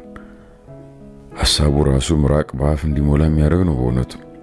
ፓንታኗ አውልቃ ጨርሳ ድንጋይ ላይ ልታስቀምጠው ካለች በኋላ እስኪ ያዝልኝ ብላ ወደ እኔ ዘረጋች። በደበነፍስ እጄን ዘረጋውላት። ፓንቷን እጄ ላይ ያስቀመጠች። ጂንሱ ሱሪዋን አንስታ መልበስ ጀመረች። ስጨርስ ጃኬቱን ከወገቧ ላይ አነሳች። ቲሸርቷን መልበስ ጀመረች። ሰማያዊ ፓንቷን በእጄ አንቀርፍፌ እንዲያስኩ ነው። በእውነት በውሃ የረጠበው ፓንት እያቃጠለኝ ነው ብላችሁ ታምናላችሁ? አዎ እጄን ብቻ ሳይሆን ሰውነቴም እያቃጠለኝ ነው። ይህ ፓንት ያንተው ረግራጊ መቀመጫዋን ሰብሰብ አድርጎ የሚይዝ ነው። ይህ ፓንት ጸጉር ማብቀል የጀመረው ብልቷን ሸሽጎና ሸፍኖ የሚይዝ ነው። ጸጉር ማብቀል የጀመረው ያልኩት ያው አይቺ ሲሆን ገምቼ ነው። ጡቶቿ በዚህ መጠን ደረቷ ግራና ቀኝ ጉብ ብሎ አይን መሙላት ከቻሉ ብልቷ ዙሪያ በጸጉር መወረር መጀመሩ ማይቀር ነው ብዬ ስላሰብኩ ነው። ልልና ለብሳ ጨርሳ ፓንቷን ከእጄ ላይ በመውሰድ ገላግለችኝ። ፓንቱን ጨምቃ መጥቶ ያዘለውን ውሃ አስወግዳ አራገፈችና አጣጥፋ ያዘች። በቃሽ እንሂድ፣ ከናን ጠብቀው እንጂ ያው ማዳው ፍለ ቁጭ ብሎ አይታይም እንዴ? አንተ ደግሞ ቀድሞ እሱ እየጠበቀን ነው ስትለኝ መመለሻችን መንገድ ዞር ብዬ ስመለከት እውነትም 300 ሜትር አካባቢ ርቀት ላይ ከሩቅ ተመለከትኩት። ገረመኝ። ይሄ ልጅ ምን ለማድረግ እየሞከረ ነው ስላሰብኩ ተመልሰን ቤት ስንደርስ ፀሐይዋ ወደ ምዕራብ አዘቅዝቃ ለመጥለቅ የመጨረሻ ጠርዟ ብቻ ነበር የቀረው። መስኪ ስጊጡ ያሉ ከብቶች በረኞቻቸው እየተነዱ እምቧ እያሉ በመጮህ ወደ በረታቸው እየገቡ ነው። 3 ላሞች ጥጆቻቸውን እየላሱ አንደኛዋ ስትታለብ 2 ወረፋ እየጠበቁ ነው። ውጪ የግቢው በራፍ ላይ ግራና ቀኝ የታሰሩ ውሾች ይጮሃሉ። አንድ ድመት ወተት አላቢዋ ዙሪያ እየዞረች ሚያው እያለች ወተት እንዲሰጣት ትጮሃለች። አያቴ እንደ ኪሽን የምትጠቀምበት ሳር ቤት ጎን ግዙፍ የሾላ ዛፍ አለ። እዛ ዛፍ ስር ወንበር ወጥቶልን ልዕልናን ማዕከላችን አድርገን በመደዳ ተቀምጠናል። ፊት ለፊታችን መሬት ላይ እሳት ተቀጣጥሎ ፍልጥ እንጨት ተማግዶበት እየተንበለበለ ነው። ግማሽ መደበሪያ የሚሆን የበቆሎ እሸት ከማሳ ተቆርጦ መጥቶ ስራችን ተቀምጧል። 4 በቆሎ ከማዳበሪያው ወጣውና ልጣጫቸውን የተወሰነ ከቀነስኩ በኋላ የሚንቀለቀለው እሳት ውስጥ ጨመርኳቸው። እንደዚህ አይነት የበቆሎ አጠባበስ ያስተማረኝ ነፍሱን ይማረውና ወንድ አያቴ ነው። ላሞቹ ታልበው ጨረሱና ጥጆቹ የፋንታቸውን እንዲጠቡ ተለቀቁ። አያቴ ልብስ ይዛ ወደኛ መጣች። እንዴት ናችሁ ልጆች? አያቴ በቆሎን እየከካንልሽ ነው፣ እንስጥሽ እንዴ? አይ ልጅ፣ ምነው በ75 ዓመቴ በቆሎ የሚገጠር ሲኖረኛል ብለሽ ነው? በሉ ብርድ እየመጣ ነው፣ እንኩ ልበሱ አለችና ለሁለቱ ጋቢ ለኔ ደግሞ ፎጣ ቢጤ ሰጠችን። 2 ሰዓት ወደ ቤት ግቡ ተብሎ እራት ቀረበልን። እኛ በበቆሎ እሸት ወዳችን የጠገበ ቢሆንም አያቴ ግን ይሻል አለችንም። 3 ሰዓት ላይ አያቴ ልጆች፣ እኔ እንግዲህ ለቅሶ ቤት ነው ማድሮ ታውቃላችሁ። ዝናሽ 2 ጎረምሶች አንድ ላይ ተኙ። ለልልና የኔን አልጋ አንሶላ ከሳጥን አውጥተሽ በደንብ አንጥፊላትና አስተኛት። የሚፈልጉት ነገር ካለ ዋ ነግሬሻለሁ፣ አደራ በሰላም መተኛታችሁን ሳታረጋግጪ እንዳትተኝ። አራያቴ አራት ተጨናነቂ እንዴ፣ እኛ እኮ እንግዶች አይደለንም አላኬና። የኔ ጀግና አውቃለሁ፣ ግን ይቺ ቆንጆ ንግስት ዛሬ ገና ነው ቤት የመጣችው። ምንም እንዲጎልባት አልፈልግም። በሉ አሁን ልሂድ አለች አያቴ። ቆይ አያቴ እናድርስሽ አልኩና ከተቀመጥኩበት ስነሳ ኬናም እኔን ተከትሎ ተነሳ። ልልናም ተነስታ ቆመች። በሉ ቁጭ በሉ፣ ማን ደፍሮ ላይ ያደርሰኝ ውጭ እየጠበቀኝ ነው ብላ እምቢ ብላ ወጣ ሄደች። እኛም ወደ መቀመጫችን ተመልሰን ወሬያችን ቀጠልን። ስንስቅ ስንጫወት 5 ሰዓት ሆነ። ዝናሽ ከአንድ ክፍል ወደ አንድ ክፍል እየተንጎዳጎደች ይታየኛል። ልልናም እንቅልፏ መጥቷል መሰለኝ እያዛጋች ነው። ዝናሽ ብዬ ስጣራ ተንደርድራ መጣች። በእንግዲህ ንግስቲቱን ወስደሽ አስተኝልን፣ አንተም ተነስ እንተኛ ስል ልዕልና ዝናሽን ተከትላ ወደ አያቴ የመኝታ ክፍል ስትሄድ እኔና ኬና ወደ እኔ መኝታ ክፍል ሄድን። በአካል ኬናን ልከተል እንጂ ልቤ ልዕልናን ተከትሎ እዛኛው ክፍል ገብቷል። ቁምጣ ስለብስ ለኬና ፒጃማ ሱሪ ሰጠሁት። ቀየረን ከጨረስን በኋላ ለመተኛት ወደ አልጋ ስንወጣ ዝናሽ ስትጠራኝ ሰማሁ። አቤት ብዬ ወደ ሳሎን ስወጣ ለመተኛት ልሄድ ስለሆነ በራፉን ከውስጥ ዝጋው አለችኝ። አሃ ለካ እዛኛው ቤት ነው የምትተኛው አልኩና ከወጣሽ በኋላ በራፉን ከውስጥ ዘግቼ ወደ መኝታ ክፍል ተመለስኩ። ኬና አልጋ ውስጥ ገብቶ ተኝቶ ነበር። እኔም ተመሳሳዩን አደረኩ። 5 ደቂቃ ከቆየም በኋላ ኬናን እያየሁት አይኑን ከደነ። እኔም ፊቴን አዙሬ ፋኑሱን ላጠፋ ስል ሹክክ እያለ ወደኛ የሚቀርብ የእግር ኮቴ የሰማው መሰለኝ። ወዲያው ገርበብ ያለው በራፍ በዝግታ ሲከፈት ከጭንቅላቴ ቀና አልኩ። ልዕልና ነች። የተንዘረፈፈ የአያቴን ቀሚስ ለብሳ ወደ ውስጥ ገባች። ምን ነው ምን አጣሽ ጠየቅኩ።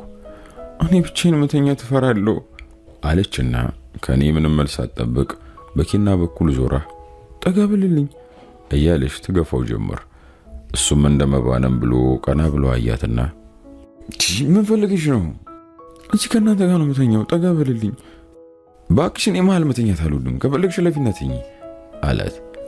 ክብሽቅ ነገር ብላ እሱን ተሻግራ መሃላችን ገብታ ተኛች። መጀመሪያ በጀርባዋ ነበር የተኛችው። ከዛ ወደ እሱ ዞረችና አቀፈችው። በተራዬ እኔ በጀርባ የተኛው። ግማሽ አካሌ ከግማሽ አካሏ ተነካክቷል። መላ ሰውነቴ እሳት እየነደደብኝ ነው። መላ ነገሬ ተወጣጥሯል።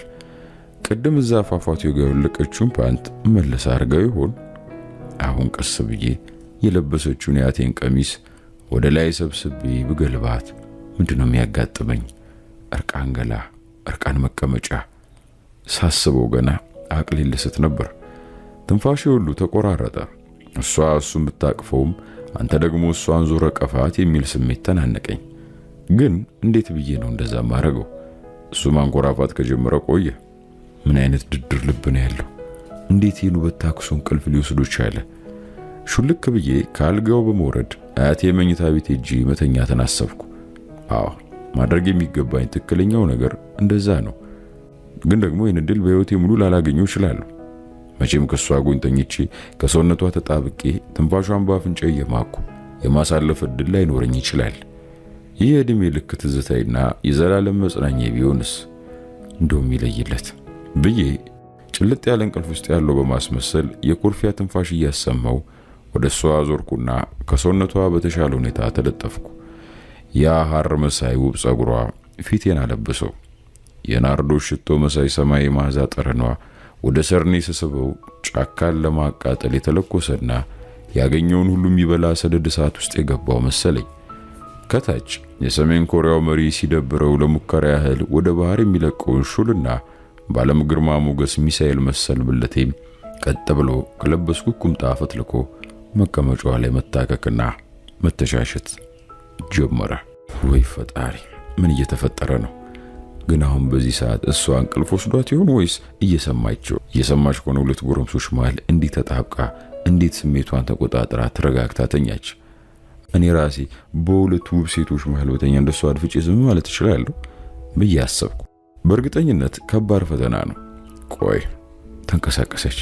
እጇን ወደ ኬና ወገብ አካባቢ እየላከች መሰለኝ። አዎ፣ ከፊት ለፊት በኩል ፒጃማውን ፈልቅቃ ወደ ታችኛው አካሉ የሰደደችው መሰለኝ። ምናልባት በምናቤ ሳልኩት ሊሆን ይችላል። ምናልባትም ትክክል ሊሆን ይችላል። ቆይ ኬኛ ተንቀሳቀሰ። እጁን ወደ ታች ሰደደና እጇን ጨብጦ አወጣ። ወደ ላይ መለሰው። ተመልሶ ማንኮራፋት ጀመረ። እንጂ የእውነት ሰውዬ ምንድነው እቅዱ? ለምንድነው ልጅቷ እንደሚያሰቃያት? ምን ልሁን ብሎ ነው? ምናልባት ጭራሽ ነው ያፈቅራትም እንዴ? እንደዛ ከሆነ ታዲያ ለምን ተስፋ ይሰጣታል? ማት ጥያቄዎች በአእምሮ የተጠቀጠቀ። 20 ደቂቃ ያህል ማንም ምንም አላደረገም። እኔም ፊቴ በሷ ጸጉር ተሸፍኖ ትንፋሽን ወደ ውስጥ እየማኩ በቀጣይ የሚሆነውን ነገር እየጠበቅኩ ነው። እሷም ተመሳሳዩን እያደረገች ይመስለኛል። ኬና ግን እንቅልፍ ውስጥ እንዳለ በትንፋሹ ይታወቃል። በሁኔታዎች ቀዝቀዝ ብሎ የነበረው ሰውነቴ መልሶ ተክተረተረ። ብልቴ መቀመጫዋን ይገፈተር ጀመር። ልክ እንደ ኬና እንቅልፍ ውስጥ የሆንኩ አስመስዬ ወንድነቴን ጨመቅ ለቀቅ እያደረኩ ከአካሌ ተለይቶ ለብቻው እንቅስቃሴ እንዲያደርግ አደረኩ። እንደ መንቀሳቀስ አለችና ከወደ መቀመጫዋ ይበልጥ ወደ እኔ ተጠጋች። መሳይ፣ ይሄ ጥሩ ምልክት ነው ስለ ራሴ ተናገርኩ። ነገሮች በተመሳሳይ እንቅስቃሴ ቀጠሉ። የለበሰችውን የአቴን ቀሚስ ቀስ ብዬ ወደ ላይ ልገልብ ፈለኩ። ለዛ ከፍተኛ ጀግንነት ይጠይቃል። ያልሆነ ምላሽ ከሰጠችኝስ ጓደኝነቷንም ለዘላለም ማጣው።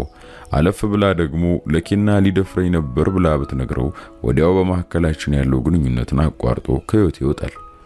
ለውሳኔ በጣም ከመጨነቅ የተነሳ ትንፋሼ ተቋርጦ የመሞት መሰለኝ።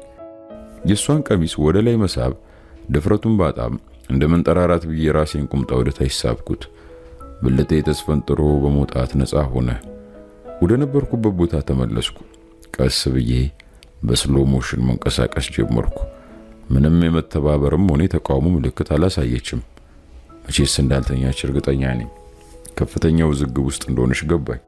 በኔ ቦታ ኬና ቢሆን ኖሮ ይሄኔ በገዛ እጆቿ ከለበሰችው ልብስ ራሷን ነፃ አድርጋ ሌላ ዓለም ውስጥ በመግባት አቅሏን ስታ ነበር። ራሴንም እሷንም ከዚህ በላይ ማሰቃየት እንደሌለብኝ ወሰንኩ። ራሴን ከሷ ሰውነት አላቀቅኩና ከመኝታ ተነሳሁ። ከአልጋ ወረድኩ። ወደ ታች አውልቄ የነበረው ቁምጣዬን ታጠቅኩና ጠረጴዛ ላይ ያለው ስልኬን ይዤ በዝግታ እርምጃ ክፍሉን ለቅቄ ወጣሁ። አያቴ መኝታ ክፍል ገብቼ አልጋ ላይ ወጥቼ ብርድ ልብሱን ከለበስኩ በኋላ ስልኬን ከፈትኩ። ፏፏቴው ጋር በፓንት ብቻ ሆና ያነሳኋትን ፎቶ መመልከት ጀመርኩ። ከደቂቃዎች በፊት ከዚህ ገላ ጋር ተጣብቄ ተኝቼ ነበር። የማይታመን አጋጣሚ። አሁን ተመልሰ ሄድና ከገሏ ተጣበቅ የሚል ሲኦላዊ ምኞት ተፈታተነኝ። ግን አላደረኩትም። ስልኬን ዘግቼ አስቀምጬ ብርድ ልብሱን ተሸፋፈንኩ። ምን ጊዜ ጭልጥ ያለ እንቅልፍ እንደወሰደኝ አላውቅም። መሳይ የሚል ድምጽ ነው ከእንቅልፌ እንደባነን ያረገኝ። አይኖቼን ስገልጥ ልልና ስራ አልጋው ጠርዝ ላይ ቁጭ ብላ ትከሻዬን እየወዘወዘች ነበር። ምን ሆነሽ? ነጋ እንዴ? 1 ሰዓት ሊሆን ነው። ኬናውንም ተኝቷል? አይ ሄዷል ብላ ያልጠበቁትን መልስ ሰጠችን። ወዴት ነው ሄደው? የሆነ ብጣሽ ወረቀት ሰጠችው። ትራሱ ላይ ወረቀት ጥሎልኝ ሄደ። ተቀብዬ አነበብኩት። በጣም ለአስቸኳይ ጉዳይ ስለተደወለልኝ ወደ ከተማ ተመልሻለሁ፣ እናንተ ቀስ ብላችሁ ነው ይላል። ምን አይነት አጣዳፊ ጉዳይ ቢገጥመው ነው? ለዛውስ በምን ሄደ ነው? እኔ እንጃ። ግን ቆይ አንተ የምታፈቅራትን ሴት እንዝናና ብለህ ከከተማ ይዛቱ ቢያንስ ፍቃዷን እንኳን ሳትጠይቅ ጥላት ትመለሳለህ? በምታፈቅራት ሴት ላይ እንደዛ ታደርጋለህ? ስትል ፈታኝ ጥያቄ ጠየቀችኝ። እንዴት ላውቅ እችላለሁ? ፍቅረኛ እኮ ኖሮኝ አያውቅም። የማፈቅረው አንቺን ነው፣ አንቺ ደግሞ ፍቅረኛ አይደለሽም ስል ከልቤ መለስኩላት። ዝም ብላ አስተያየን ቆየችና ሙሉ በሙሉ አልጋው ላይ ወጣች። ብርድ ልብሱ ሳትገባ ክንዴን ተንተርሳ ተኛች። ስማኝ መሳይ፣ አንተ በጣም ወድ ምርጥ ጓደኛዬ ነው። እንዳንተ የምወደውም ማምኖም የሴት ጓደኛ እኮ የለኝም። ግን በጣም አዝናለሁ። ማፈቅረው ኬናን ነው። እንዲህ እየገፋኝ እንዲህ እያሰቃየኝ እንኳን በጣም ነው ማፈቅረው ብላ ቁርጥ ያለ ስሜቷን ነገረችኝ። ስለኔ ብዙም አትጨነቂ። በፍቅር መሰቃየት እኮ የሆነ ደስ የሚል ጣፋጭ ስሜት አለው። በአንቺ ዙሪያ እስካሉ ድረስ ሌላው ነገር ትርፍ ነው። ኬናን በተመለከተ ግን ትዕግስተኛ መሆን አለብሽ። ማለቴ ጓደኛዬ በጣም ተወዳጅ ሰው ነው፣ ግን ደግሞ ግማሽ በረዶ ግማሽ ነበልባል እሳት ነው። የትኛው ጎኑም በምን ሰዓት እንደሚያሳይሽ አታውቂ። በዛ ደግሞ ማንም ሊፈርድበት አይችልም። በዛ አይነት አስተዳደግ በአባት ልጅ ያለ እናት ያደገ ልጅ ለእናቴ ሞት ምክንያት እኔ ነኝ ብሎ ራሱን እየወቀሰ ያደገ ልጅ ለስላሳና ምቹ ጸባይ እንዲኖረው መጠበቅ ትክክል አይደለም። አውቃለሁ እኮ እኔም እኮ ልረዳው ነው የምፈልገው፣ ልረዳውም ነው። ቁስሉን ላክመው ምኞቴ ያ ነው። የእሱ ልብ ግን የማይደረስበት ጥልቅና ሩቅ ነው። ማንም ሴት በእኔ ቦታ ብትሆን ተስፋ መቁረጡ አይቀርም። አንቺስ? ማለቴ ተስፋ የመቁረጥ ስሜት ተፈታትኖሽ አያውቅም ስል ጠየኳት። በፍጹም ለፍቅሬ እታገላለሁ አለችና ከተኛችበት ተነስታ አልጋውን ለቃ ወረደች። ከዛም ልብሷ ወዳለበት ተጠጋች። ጂንስ ሱሪዋን አንስታ መልበስ ጀመረች። ፓንቷን ለብሳ ይሆን? አሁንም በአእምሮ የተሰነቀረ ጥያቄ ነበር። ጂንሱን ለብሳ ስጨርስ የአቴን ቀሚስ ወደ ላይ ሞሽልቃ ስታወልቅ ከወገብ በላይ እርቃኗን ቀረች። እሷን እያየው በተጨማሪ ሌላ ድንዘዛ ውስጥ መግባት አልፈለኩም። እኔም ወደ ክፍሌ ልሂድና ልብሴን ልቀይር፣ ከዛ ቁርስ ምን እንደተዘጋጀ አይተን እንግዲህ እንበላለን። እስከዛ ከለቅሶ ቤት ቀጥታ ወደ ቤተክርስቲያን ሄደችው አያቴ ስለምትመለስ ተሰናብተናት ወደ ከተማ እንሄዳለን ብዬ ከሷ መልስ ሳልጠብቅ ወጥቼ ሄድኩ። ልብሴን ቀይሬ ወደ ሳሎን ስመለስ ልልና የሳሎኑን በራፍ ለመክፈት ስትታገል ደረስኩባት። ቆይ ላግዛት ብዬ ሄጄ ከፈትኩ። ወደ በረንዳ ወጣች። ቆይ ስልኬን አያቴ ክፍል ትቼ መጥቼ ነው ይዤ መጣሁ። ወደ አያቴ ክፍል ገባሁ። ስልኬን አልጋ ላይ ያገኘሁት። እሱን አንስቼ ዞር ስል አይኔ መሬት ላይ ከወደቀ ሰማይ ጨርቅ ላይ አረፈ። ቀልቤን ሳበው። ወደዚያ ሄድኩና ጎንበስ ብዬ አነሳሁት። ይሄ ጨርቅ ትናንትም ለሆነ ደቂቆች እጄ ውስጥ ነበር። ያው አሁንም እጄ ውስጥ ገብቷል። ይሄ ምን አይነት ዕጣ ፈንታ ነው? እጄ ላይ ያለው የልልና ሙታንታ ነው። ትናንት እንዳወለቀችው መልሳ አለበሰችው ማለት ነው ስላሰብኩ ማታ ሰውነቷ ላይ ተለጥፌ ስተኛ ከቀሚሷ ስር ባዶዋን ነበረች። ድፍረት አግኝቼ የለበሰችውን የአያቴን ቀሚስ ወደ ላይ ገለቤ ቢሆን ኖሮ ሴትነቷን ከወንድነቴ ማነካካት ይችል ነበር። ማሰብ ራሱ አንቀጠቀጠኝ። ሙታንታውም የጃኬቴ ኪስ ውስጥ ከተትኩት። ስለሚያስፈልገኝ ለልልና የመመለስ ምንም እቅድ የለኝም። ብዙም የተለየ ጉዳይ ሳይኖር ወራቶች አለፉ። ሶስታችንም የማትሪክ ፈተና ወስደንና ውጤት ሲመጣ የየራሳችንን የተናጠል ፕሮግራም ቀረጽን። ኬና አዳማ ከነማ የእግር ኳስ ክለብ ለአንድ ወር የሙከራ ጊዜ ፈቅደውለት ደብረገነት ከተማ ለቆ አዳማ ከከተማ አንድ ሳምንት አልፎታል። እንግዲህ ብቃቱ ክለብን የሚያሳምን ከሆነ በቋሚነት አስፈርመው በቀጣይ ዓመት በኢትዮጵያ ፕሪሚየር ሊግ በሚጫወተው ክለብ ውስጥ አባል ሆኖ ይቀጥላል ማለት ነው። ይሄ ደግሞ የኬና ዓመታት ህልም ነው። እኔና እሱ ጓደኛ ከሆኑ ጀምሮ ተሳስቶ እንኳን አንድ ቀን ኢንጂነር ብሆን ወይም ዶክተር ብሆን አሊያም ነጋዴ ብሆን እንዲያርጌ እንደዛ አሳካለሁ ብሎ ሲያወራ ሰምቼው አላቅም። ግን ሁሌ ለዚህ ክለብ ብጫወትና በወሬን ያህል ብር ባገኝ ለአባቴ ቤት እገዛለታለሁ፣ ከዛ ደግሞ መኪና እገዛለታለሁ፣ ከዛ እንደምንም ብዬ ቆንጆ ሚስት እንዲያገባ አደርገዋለሁ። የሚያገባት ሚስት ደግሞ ትልቅ ሰው መሆን የለባትም፣ 35 ዓመት አካባቢ ያለሽ ሚስት እንዲያገባ ነው የምፈልገው ይለኝ ነበር። ተገርሜ እድሜዋን ለምን ፈለግከው ብዬ ስጠይቀው እድሜዋ መሰረታዊ ነገር ነው። አየህ አባቴ እኔን በስቃይ በድነት ብቻውን ያሳደገኝ። ካሁኑ ደግሞ ኖሮት አባት ብቻ ሆኖ ሳይሳቀቅና ሳይቸገር አንድ ሁለት ልጅ ወልዶ ሲያሳድግና በዛም ሲደሰት ማየት ፈልጋለሁ። የዚያን ያለትና ወንድም እንዲኖር ትፈልጋለህ ማለት ነው? በፍጹም ወንድም ወይም እህት እንዲኖርኝ ፈልጌ ወይም ተመኝቼ አላቅም። እኔ አባቴ ግን ተጨማሪ ልጅ የመውለድ ፍላጎት እንዳለው አውቃለሁ። እስካሁን ሚስትም ያላገባው ልጆችም ያልወለደው እኔን ከማኖርና ከማሳደግ ያለፈ አቅም ስላልነበረው ነው። ለዛ ነው። ቆይ እነዚህ ያልካቸው እቅዶችን ለማሳካት ስንት ዓመት ይፈጅብሃል? 5 ዓመት 10 ዓመት ከፈለገ ከዛም በላይ ይፍጭ፣ ግደልኝ ብቻ ይሳካ። ጥሩ ነው፣ እሺ ገባኝ። ያንተ ጉዳይስ? የኔ ጉዳይ ምን ማለት የራስ ቤት መስራት፣ ማፍቀር፣ ሚስት ማግባት፣ መውለድ፣ እነዚህን የመሳሰሉትን ጉዳዮች ምን ልታረግ ነው? የእውነትም ተገርሜ ነበር የጠየኩት። መነካ መሳይ እንዴ? እነዚህ ነገሮች በእኔ ህይወት ዋጋ የላቸውም በማለት የገንዘብ ቦርሳውን አወጣና ከውስጡ አንድ መታወቂያ የሚያህል ካርድ በማውጣት አቀበለኝ። ቢጫ ጠንካራ ካርድ ሲሆን በላስቲክ ተሸፍኗል። አንብበው። ማንበብ ጀመርኩ። ለአባቴ የግድ ማድረግ ያለብኝ 10 ነገሮች ይላል። አንደኛ፣ ምርጥ የሆነ መኖሪያ ቤት እሰራለታለሁ፣ የራሱ የሆነ መኪና ገዛለታለሁ፣ አስተማማኝ የሆነ መተዳደሪያ ድርጅት እንዲያስተዳድር አድርጓለሁ፣ ሚስት እንዲያገባና ሙሉ ቤተሰብ እንዲመሰርት አደርጋለሁ እያለ እስከ ዝርዝሩ ይቀጥላል። እኔ ግን መጨረስ አልቻልኩም። መለስኩለት። ይህን እኮ በእድሜ ልክም ልታሟሉ አትችልም የሚል አስተያየት ብቻ ነው የሰጡት። በቃ የግድ እንደዛ ማድረግ አለብኝ። ቢያንስ እየሞከርኩ አረጃለሁ። ለዛ ነው ለእኔ ለራሴ ምንም ነገር ማቀረም አልፈልጉም። እንደዚህ ነበር ያለኝ። እንግዲህ በእድሜ ከኬና ጋር ተቀራራቢ ነን፣ በሀሳብ ግን ልዩነታችን ተመልከቱ። እኔ የቀጣይ ማትሪክ ጥሩ ነጥብ ባመጣ ምን አይነት ትምህርት መማር እንደምፈልግ ራሱ አላውቅም። እሱ ግን በሚቀጥሉት 20 ዓመታት ምን ማድረግ እንዳለበት ያውቃል። እኔ ወንድ አያቴ ከሞተ በኋላ በ15 ቀን አንድ ቀን ወደ ገጠር በመሄድ ሴት አያቴን መጠየቄ እንደ ትልቅ የቤተሰብ ኃላፊነት እንደመወጣት ተቆጥሮ እኩራራበታለሁ። እኔ ብቻ ሳልሆን ቤተሰባችን በጠቅላላ መሳይ እኮ ቁም ነገረኛ ነው እያሉ ያሞካሹኛል። ኬና እቅዱን ከነገረኝ በኋላ ግን እሱ ፊት በጣም ትንሽ ልጅ ሆንኩ ነው የሚመስለኝ። እንግዲህ ለልልና በጣም ማዝልናት ስለማፈቅራት ብቻ አይደለም፣ ይሄን የማያወላደ ኬናን እቅድ ስለማውቅ አንድ ቀን እንዳትጎዳ ስለማስብም ጭምር ነው። አሁን ልልና ለአንድ ወር እረፍት ከእናቷ ጋር ዱባይ ሄዳለች። መጀመሪያ እናቷ ስለ ጉዞ እቅድ ስትነግራት አልሄድም ብላ አምጻ ነበር። ምክንያቷም ኬና ክረምቱን እዚሁ ደብረገነት የሚያሳልፍ መስሏት እሱን ጥሎ መሄድ ስላልፈለገች ነበር።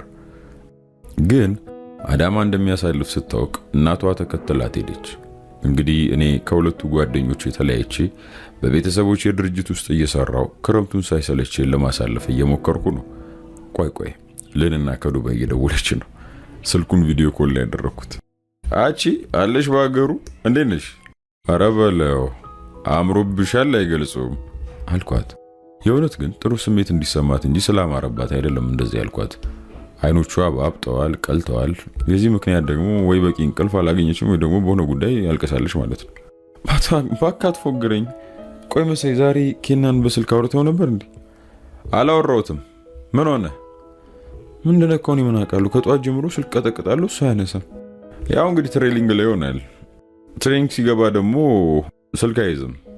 ላስረዳ ሞከርኩ። ምን ነካ? ከጧት ጀምሮ እስከዚህ ሰዓት የምን ትሬኒንግ ነው? ቢያንስ የምሳ እረፍት የለውም እንዴ? ስትል ልክ እኔ እንደደበቅኩት አይነት ነገር ጮችብኝ። አዎ እሱስ እውነትሽን ነው። ቆይ ሰሞኑን አውርታችሁ አታውቁም? ምን ነካ እንዴ? ማታ 5 ሰዓት አካባቢ ደውዬለት ስናወራ ነበር። ደስ የሚል ወሬ አውርተን በሰላም ነበር የተለያየ ነው። እንደምንም በመከራ ነው ስሜቴን የተቆጣጠርኩት። ሳቄ አምልጦኝ ልስቅም ነበር። ደግሞም ከመበሳጨት የተነሳ ማልቀስም አምሮኝ ነበር።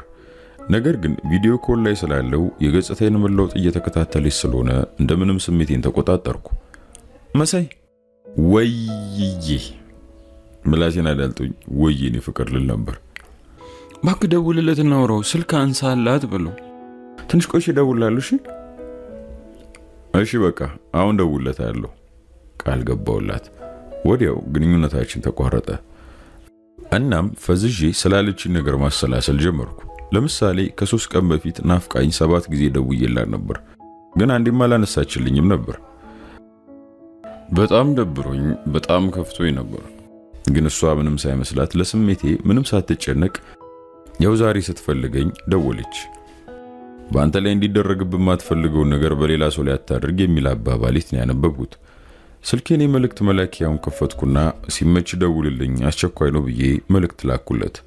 ከ5 ደቂቃ በኋላ ስልክ የጠራ ራሱ ኬና ነው። አነሳሁት። መሳይ ምንድነው ችግሩ? አያቴ ሰላም አይደለሽም እንዴ?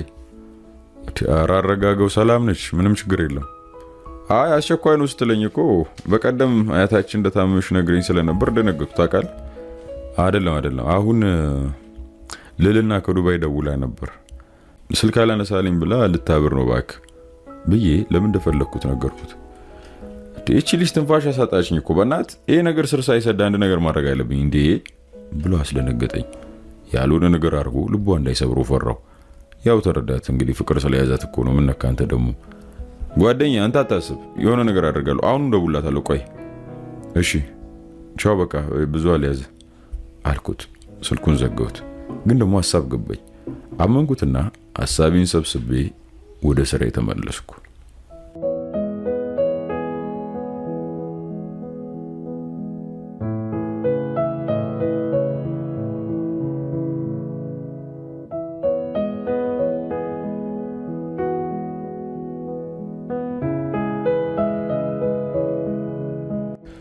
ከወራት ቆይታ በኋላ ሁሉም ከየሄዱበት መጡና ተሰባሰብን።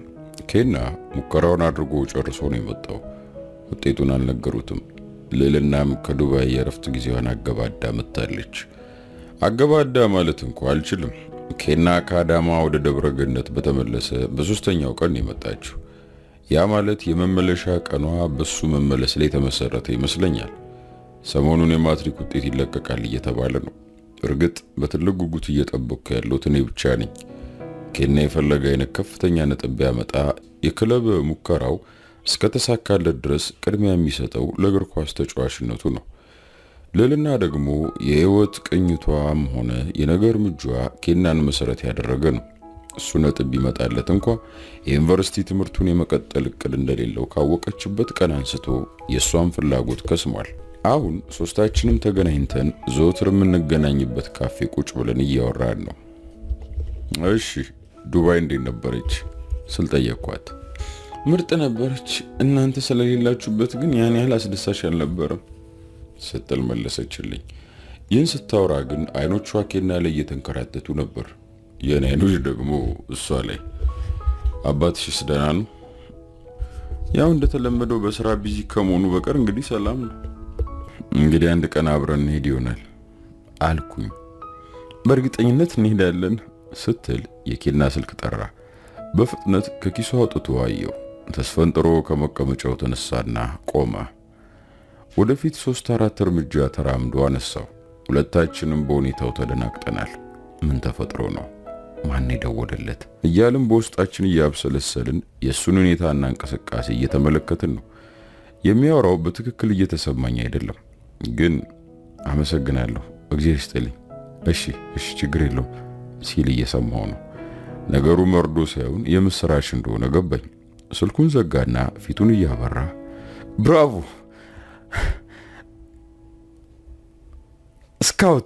ስካውት እያለ ወደኛ መጣ። ሁለታችንም ከመቀመጫችን ተነስተን የሚነግረን የምስራች መጠበቅ ጀመር። ኬና ተንደርድሮ መጣና አቅፎ ወደ ላይ አንጠለጠላት። እሷን አስቀምጦ እኔ ላይ ተጠመጠመብኝ። አረ ነገረን ምንድን ነው? ተቀበሉኝ፣ ሊያስፈርሙኝ ነው፣ የአዳማ ከነማ ተጫዋች ልሆን ነው ብሎ የደስታውን ምክንያት ነገረን። እኔም በጣም ደስ አለኝ። ሁለታችንም ተጠመጠምንበት። ሂሳብ ከፈለና ከካፌ ወጣን። መኪና ይዤ ስለነበር እየተሳሳቀን ወደ መኪናው ውስጥ ገባን። ይሄንን ደስታማ ማክበር ያለብን የሚል ሐሳብ አቀረብኩ። ልዕልና አው ዛሬ ስንቀውጦ ማደር አለብን ድጋፍ ሰጠች። ኬና እንደማቅማማት አለና መጀመሪያ አንድ ቦታ መሄድ አለብኝ። የልዕልና ፊት ተኮሰታተረ። የትም ቦታ መሄድ አትችልም እንዴ? አሁን 11 ሰዓት ነው። ወደ እኔ ቤት እንሂድና ፍቃድ ጠይቄና ልብስ ቀይሬ ልውጣ የሚል ሐሳብ አመጣች። እንዴ እኛስ ልብስ መቀየር አያስፈልገንም አልኩ። እናንተ ደግሞ ወንዶች ናችሁ፣ ኪሳችሁ ይመር እንጂ ልብሳችሁ ያኔ ያለው ወጣ አይመጣም ብላ መለሰችልኝ። በእኛ ምልልስ ብዙም ያልተመሰጠው ኬና እዩ አሁን አባትዬን ማግኘት አለብኝ፣ ፊት ለፊት አግኝቼው ይሄን ምስራች መንገር አለብኝ። ጥሩ ትክክል አልኩና መኪናውን አስነስቼ ወደፊት መንዳት ጀመርኩ። አባት ቤት ነው ስራ ቦታ? አይ ዛሬ ከሰዓት ረፍት ነው፣ እቤት ነው የሚሆነው። እሺ። ቀጥታ ወደ እነሱ ቤት አመራን። የነኪና ቤት 140 ካሬ ሜትር ላይ ያረፈ 2 ክፍል የጭቃ ቤት ነው። አባትየው ይሄን ቤት ለመስራት ብዙ መልፋትና መፍጋት አስፈልጎት ነበር። እኔ አንድ ነገር ብሆን ልጄ ቢያንስ አንገቱን አስገብቶ የሚያርፍበት ቤት አለው ብሎ ስለሚያስብ በጣም ነው የሚኮራበት። ትገባላችሁ ወይስ እዚሁ ትጠብቁኛላችሁ? አይ አባትና ልጅ በነፃነት አወሩ አልኩት። ምንም ሳይል ከመኪናው ወረደና በሶምሶማ ወደ ቤት ሮጠ።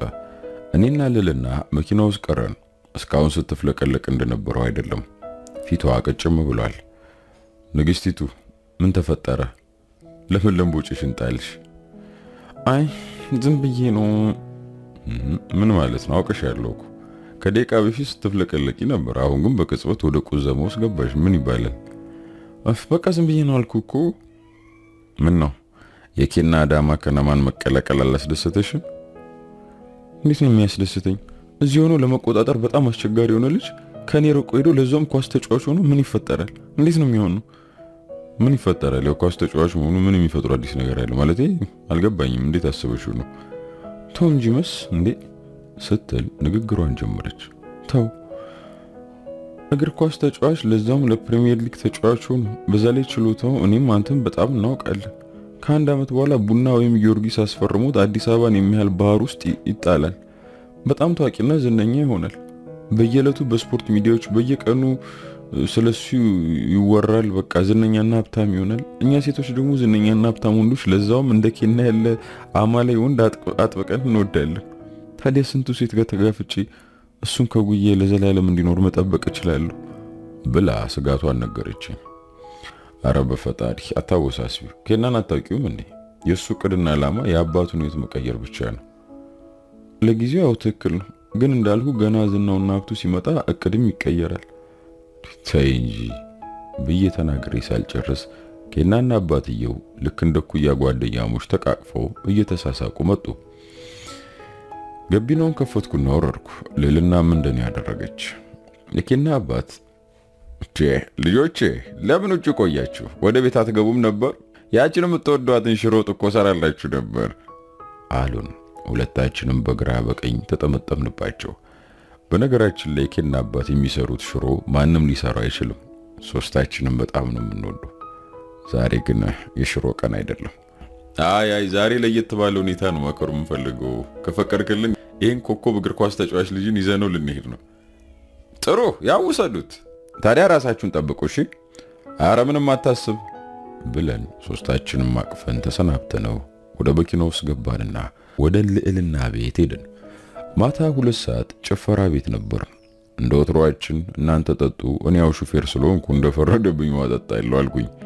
ልዕልና እንደማሰብ አለችና ዛሬማ ነገሮች የተለዩ መሆን አለባችሁ መጣው ብላ በኋላ በር ወጥታ ሄደች። ሁለታችንም ሽንት ቤት እንደምትሄድ ነበር ያሰብነው። ከ5 ደቂቃ በኋላ መታ ስትቀላቀል ግን ጉዳዩ ሌላ መሆኑን ተረዳን። 2 ቁልፍ በእጇ ይዛለች። አንዱን ኪሷ ከተተችና አንዱን ለኔ ሰጠችኝ። ሌላኛውን ቁልፍ ለራሷ ያዘችው። አንዴ ኬናን አንዴ እሷን እያየው ምንድነው ስል ጠየቅኳት። እየፈለግኩ አይነት መጠጥ መጠጣት የሚያስችል ቁልፍ ነው። አልገባኝም። እዚሁ ስንጨፍር እናመሽና እዚሁ እናድራለን። 2 አልጋ ይዣለሁ። እሱ ሁለታችሁ የምትተኙበት ነው፣ በሁለተኛው ደግሞ እኔ ተኛለሁ ብላ አብራራችልኝ። ዱባይ ረፍት ላይ ነበር ሽከለለኝ። እንዴት ነው ነገሩ? ለማንኛውም ሻሪፍ ሐሳብ ነው አልኩና አስተናጋጅ ጠርቼ እንደነሱ አልኮል አዘዝኩ። ጭፈራ፣ መጠጥ፣ ሶስታችንም በጣም እስክንሰክር ስንጠጣና ስንጨፍር አመሸን። 6 ሰዓት ሲሆን ሶስታችንም ጥንቅቅ ብለን ሰክረን ነበር። እየተዛዘልን ወደ ክፍላችን ገባን። እየተዛዘልን እንኳን አይደለም አጋንኛለሁ። አንዳችን በቀኝ ሌላችን በግራ በመሆን አዝለናት ልልናን ሁለተኛ ፎቅ ላይ ወደሚገኝ መኝታ ቤታችን አመራን። እንዴት እንዳልወደቅን አልገባኝም። አንደኛ በጣም ከመስከራችን የተነሳ በትክክል መራመድ አንችልም። ሁለተኛ ያዘልናት ንግስታችን ልክ እንደ እምቦሳ ጥጃ ላያችን ላይ ሆና ተፈነጥዛለች። በምን አቅማችን እንቆጣጠራት? ልክ መኝታ ክፍሉ በራፍ ጋር ስንደርስ ወለሉ ላይ ካሳረፍና በኋላ ተንሸራታ በመቀመጫዋ ተዘረፈጠች። ክፈቶ ባክ ቁልፉ አንተ ጋር ነው አለኝ። ኪሴ ገባውና ወጣሁት። በመከራ ታግዬ የጋኑ ቀዳዳ ውስጥ ባስገባም አልሽከረከረልኝ። አውጥቼ ሳየው ክፍሉ የተሳሳተ ነው። ይህ እኮ የኛ ክፍል አይደለም፣ የእሷ ስለሆነ ቁልፉ እሷ ጋር ነው አልኩት። ኬና ስራዋ ተንበረከከና በይ ቁልፍ ስጪኝ አላት። አልሰጠም እምቢ ብላ ወለሉ ላይ ተነጠፈች። እሱ እጇን ሲይዛት እኔ ታግዬ ከኪሷ ውስጥ አወጣሁና ክፍሉን ታግዬ ከፈትኩ። አሁንም ጎን ጎኗን ይዘን እየጎተትናት ወደ ውስጥ አስገባናት። አልጋው ላይ አስቀመጥናት።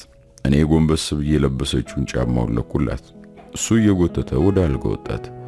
እንደምንም ወደ ውስጥ ልናስገባት ብርድ ልብሱን ስገልጥለት ልብሴ ላውልቅ እያለች ስትጮህ አግዘናት ከላይ ለበሰችውን አውለቅንላት። በቃ ሱሪሽን አውልቂና ተኝ፣ እኛም ወደ ክፍላችን እንሂድ አለ ኬና። ልክ እንሂድ ብዬ ቆምኩ። እኔም ተዝለፍልፍ ያለው ዘላ አንገቱ ላይ ተጠመጠመችበት።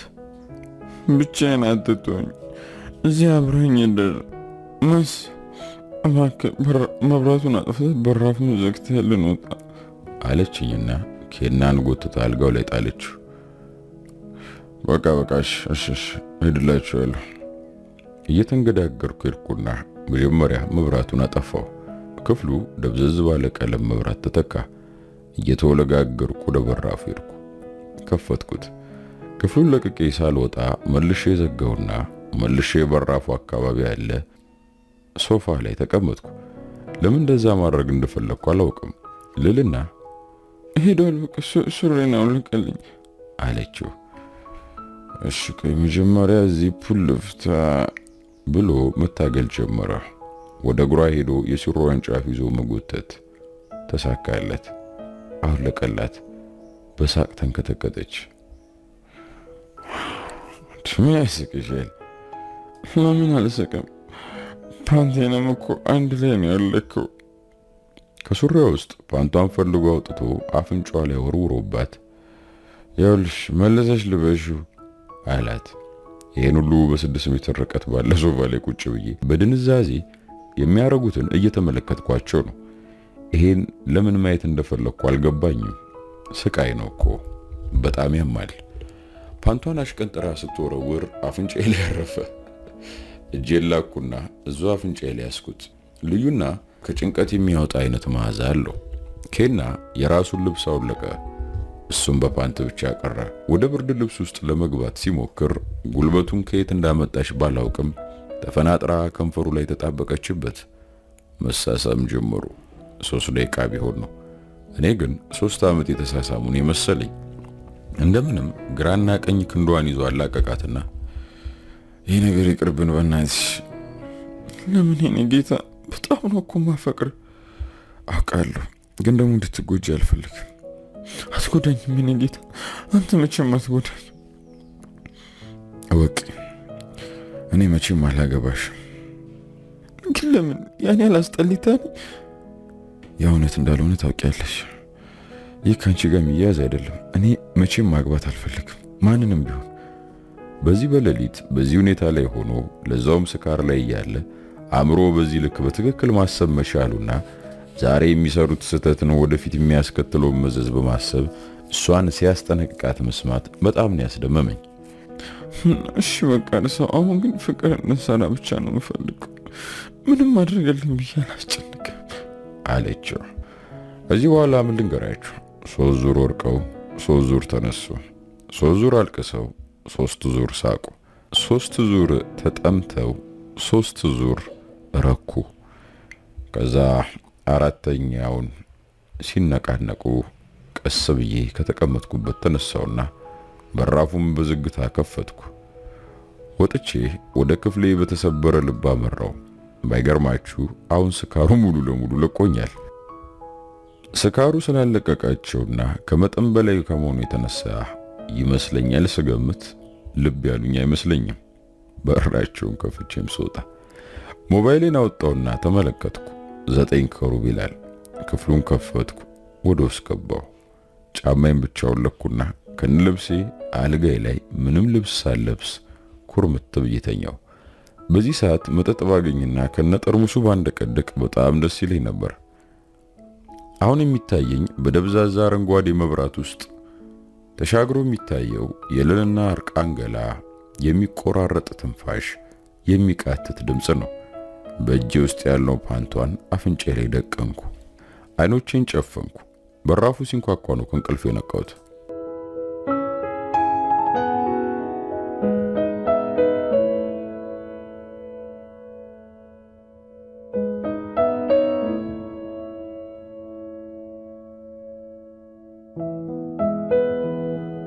ምን ጊዜ ተኝቼ ነው ብዬ ራሴን ጠየቅኩ። የልልና ድምፅ ነው። መሳይ ተነስ እንጂ እንዴ ተኝተህ ልትውል እንዴ አለችኝ። መጣሁ አልኩና ከአልጋው ወረድኩ። ወደ ሻወር በመግባት ፊቴን ታጠብኩና ተመለስኩ። አልጋ ላይ የነበረውም የልልናን ፓንት አነሳሁት። የውስጠኛው የጃኬቴ ኪስ ውስጥ ከትቼ ወጣሁ።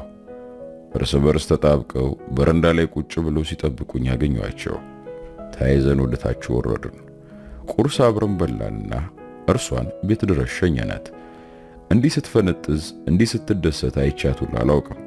አይኖቿ ያንጸባርቃሉ። በተቃራኒው እሱ ድንዝዝና ፍዝዝ እንዳለ ነው። ምናልባት ጉልበቱን ጠቅላላ አሟጣ ስለጨረሰችው ድክምክም ብሎት ይሆናል ብዬ አሰብኩ። እሷን አውርደን ወደ እሱ ቤት እየሄድን ነው። እንዴት ነበር ስል የማውቀውን ነገር መልሶ እንዲነግረኝ ጠየቅኩት። በመልሱ እንደማልደሰት በመልሱ ህመሜ እንደሚቀሰቀስ እያወቅኩ መስጉዶኝ እላለሁ። በጣም ትልቅ ስህተት ሰራው አለኝ። ግራ ገባኝ። ምን ተፈጠረ? ከልልና ጋር ግንኙነት አደረግን። በጣም ቀሽም ሰው ነኝ። በእናትህ እሺ ማለት አልነበረብኝም። ይሄ ነገር በመሆኑ በጣም ይፈነጥዝና ከደስታ የተነሳ ምድር እንደሚጠበው ነበር የገመትኩት።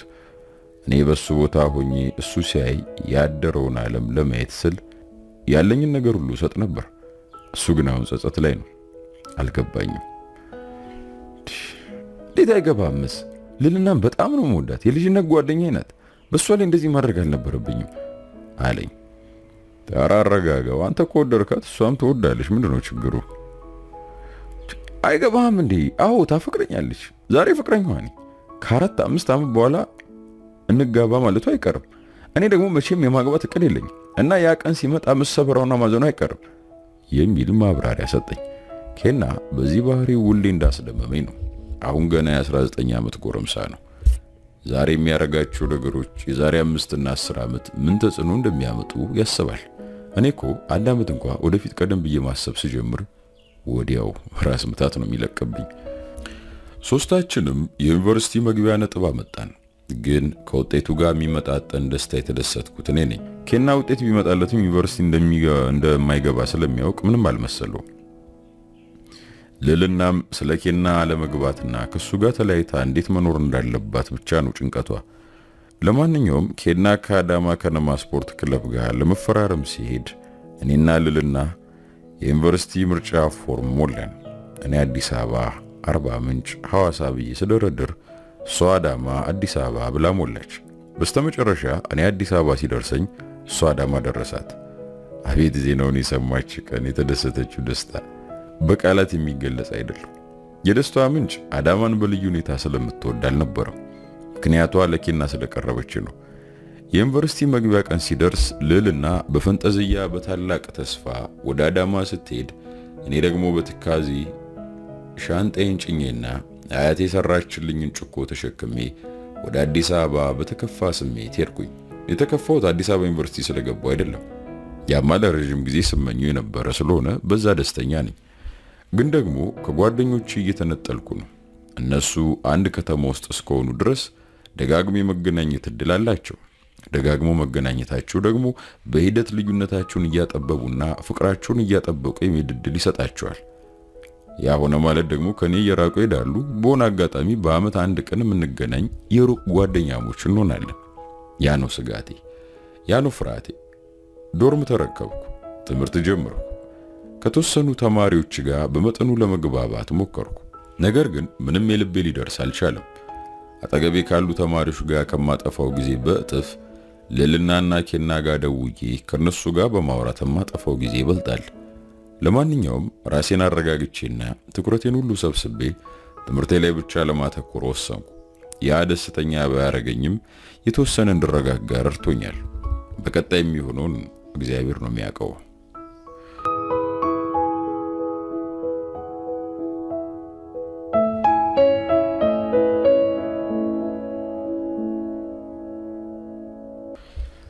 ካምፓስ ከገባን ከ3 ወር በኋላ ነው። ከክላስ ወጥቼ ትንሽ አይምሮዬን ዘና ለማድረግ ካፌ ተቀምጬ ነበር። ድንገት ስልኬ ጠራ። ከኪሴ ያወጣውና አየሁት። ልዕልና ነች የደወለችው። የተለመደ ስለሆነ በተለመደ ስሜት ነው ያነሳሁት። ሳነሳው ግን ጭንቅላቴን የሚበሳጭት ነው የሰማሁት። በቃ መኖር አልፈልግም፣ እኔ መሮኛል፣ እንደውም ከዚህ በላይ አልችልም በሚል ንግግር ነው የጀመረችው። ጭንቅላቴን የሆነ ነገር የመታኝ መሰለኝ። ሰውነቴን ሁሉ ውርር አደረገኝ። ልልቷ ተረጋግተሽ ንገሪኝ እንጂ ምን ተፈጠረ? ምን ይፈጠራል? ኬና ነዋ። ለነገሩ ባትነግረኝም ቀድሜ ገምቻለሁ። እሷም በዚህ ልክ ሞቷን እስክትመኝ ድረስ የሚያማርራት ከኬና ውጪ ማንም የለም። ምን ነው ተጣላችሁ እንዴ? አዎ በቃ አይፈልገኝም። አሁን እንዴት ነው ማደርጉሽ? የሚል ግራ አጋቢ ጥያቄ ጠየቀችኝ። ቆየት ነው ያለሽው? አዳማ መናኸሪያ ነው ያሉት። ወደ ደብረ ገነት ልሄድ ነው። ኬና አዳማ የለም እንዴ? የለም፣ ድሬዳዋ ጌም ስላለባችሁ ትናንት ነው የሄደው። ጨዋታ አለ። እና ታዲያ ከሌለ የት ተገናኝታችሁ ተጣላችሁ? እሱ አይደለም የሚያበሳጨው። ዛሬ ተገናኝተን በሆነ ጉዳይ ልንነጋገር ቀጥሮ ነበር። ቤት ሲሄድ የለም። ስደውልለት ድሬዳዋ ሄጃለሁ፣ እቤት መኝታ ክፍል መልእክት አስቀምጬልሻለሁ አለኝ። ቁልፍ ስለነበረኝ በደስታ ከፈትኩና ወደ ውስጥ ገብቼ አገኘሁት። የተወልኝ መልእክት ብታነበው በቃ ለጠላትም እንደዚህ አይደረግም። እውነት እዛው ራሱ ቤት የሆነ መድኃኒት ቅሚ ለዘላለም መተኛት ነበር የፈለግኩት። ግን እኔ እነሱ ጨካኝ አይደሉም። ህይወቱን ለማጨለምና ህልሙን ለማኮላሸት ጭካኔ የለኝም። ለዛ ነው ወደ ደብረ ገነት የሚሄደው ስትል አብራራችልኝ። ልልቷ እዛው ጠብቂኝ፣ አሁን እመጣለሁ። ተው እባክህ አንተ፣ እዚህ እስክትመጣን የመጠበቅ ትዕግስት የለኝም። ተወረፍ። ቆይ እዚህ ደረጃ ያደረሳችሁሽ ጉዳይ ማለት ምንድን ነው? ምን ቢሆን ነው? እባክህ በስልክ የሚነገር ጉዳይ አይደለም። በስልክም በአካልም ጉዳዩ ልነገር በቃ እኔ ድፍረቱ የለኝም። ልልና በቃ እመጣለሁ፣ ጠብቂኝ አልኩሽ እኮ። እሄዳለሁ የምትይ ቦታ እኮ አንዴ ከተሄደ መቼም መመለስ የለም። ታዲያ ውድ ጓደኛሽን አቅፈሽ ሳትሰናበችው ልትሄጂ ነው? ይሄማ ኃጢአት ነው። እንደዛ ካደረግሽ እዛ የሚቀበልሽ የለም። አሁን በዚህ ሰዓት ይቀልዳል። አንተ ደግሞ በቃ አሁን ይኸውልሽ ወደ መኪና እየሄድኩ ነው። እንዴ ነገ ክላስ የለም እንዴ? ቢኖረኝስ ካንቺ ይበልጥ ምን ነገር አለ? ድርቅ ካልክ አትመለስም። አንተ ደግሞ በቃ እሺ እጠብቅሃለሁ አለችኝ። ስልኩን ዘጋው። ወዲያው ከካምፓስ ወጣሁና መኪና ተከራይቼ አዲስ አበባ ለቅቄ ወደ አዳማ መንዳት ጀመርኩ። በመንገዴ ሁሉ ሐሳቢ ስለ ልዕልና ነው። እየተሰማኝ ያለው ከሷ ጋር ሳወራ ቀለል እንዳረኩት አይደለም። በጣም ፈርቻለሁ። እድሜ ዘመኔን ሙሉ ማውቃት ልዕልና ልትበሳጭ ትችላለች፣ ልታለቅስ ትችላለች፣ አኩርፋ ለቀናት ራሷን ልትደብቅ ትችላለች። አንድም ቀን ግን መሳይ መሞት እፈልጋለሁ ብላኝ አታውቅም። ልዕልና ህይወትን በሙላትና በብቃት መኖር የምትፈልግ ጉጉ ወጣት ነች። ኬና ከዛሬ በኋላ አንቺን ማየት ይሁን ማግኘት አልፈልግም ብሎ መልእክት ትቶላት ይሆናል የሚል ግምት አደረብኝ። አዳማ ደርሼ ሳገኛት ኩርምትምት ብላ በረንዳ ላይ ቁጭ ብላ ስትጠብቀኝ ነበር። ልክ ስታይኝ አባቱ ከረጅም ዓመት ጥበቃ በኋላ እንደመጣለት ሕፃን ተንደርድራ መታ ተጠመጠመችብኝ። እኔም በደስታ አቀፍኳት። እዛው አንገቷን ትከሻዬ ላይ እንዳስደገፈች ስቅስቅ ብላ ማልቀስ ጀመረች። እኔም እንደሷ አምቤ አይውግረፍ እንጂ በውስጤ እያለቀስኩ ነው። ልቤ ላይ የሆነ ቋጥኝ ተቀርቅሯል። በቃ ልልቷ እኔ ወደ ውስጥ እንግባ። ትከሻዋ እንዳቀፍኩ ወደ ውስጥ ገባን። ሳሎን ያለ ሶፋ ላይ ጎን ለጎን ተቀምጠን ለማውራት ዝግጁ ሆን። እስቲ የሆነውን ንገሪኝ፣ ምን ተፈጠረ? ባክቶ በህይወት ለመኖር የማያስመኝ ሸክም ነው የደረሰብኝ። ይሁን እሺ ጥሩ ንገሪኝ። ሸክምሽን አብረን እንሸከመዋለን። ከቻለን ያንን ሸክም ተሸክመን በህይወት ወደፊት እንቀጥላለን። ካልሆነ ደግሞ አታስቢ አብረን እንሞታለን አልኳት። ምንም ሳትናገር በትኩረት ስታይኝ ከቆየሽ በኋላ ከለበሰችው የጃኬት ኪስ ውስጥ አንድ ነገር አውጥታ ሰጠችኝ። ኬና ቤት ጥሎላት ሄደው መልእክት እንደሆነ ገባኝ። ተቀብያት ማንበብ ጀመርኩ። ይህም መልእክት ልዕልና በቀላሉ የጻፍኩልሽ አድርገሽ አታስቢው። ከ20 በላይ ወረቀቶች ጽፌ ቀድጃለሁ። አመንሽም አላመንሽም ግን የግድ ማድረግ አለብኝ። የኔና ያንቺ ግንኙነት እዚህ ላይ የግድ ማብቃት አለበት። እርግጥ ጓደኛ ብቻ ሆነን እንድንቀጥል ፈልግ ነበር፣ ግን የሚሆን አይደለም። በጓደኝነትና በፍቅር መካከል ያለው መስመር ስስ ነው።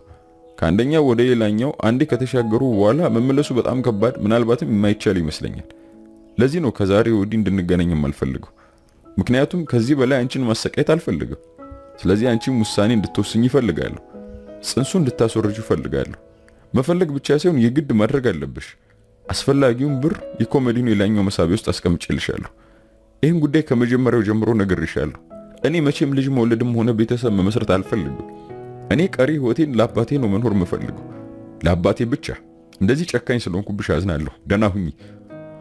አንብቤ ብጨርስም እንደደነዘዝኩ ነው። ብዙ ነገር ይሄ ይሆን እያልኩ ገምቻለሁ።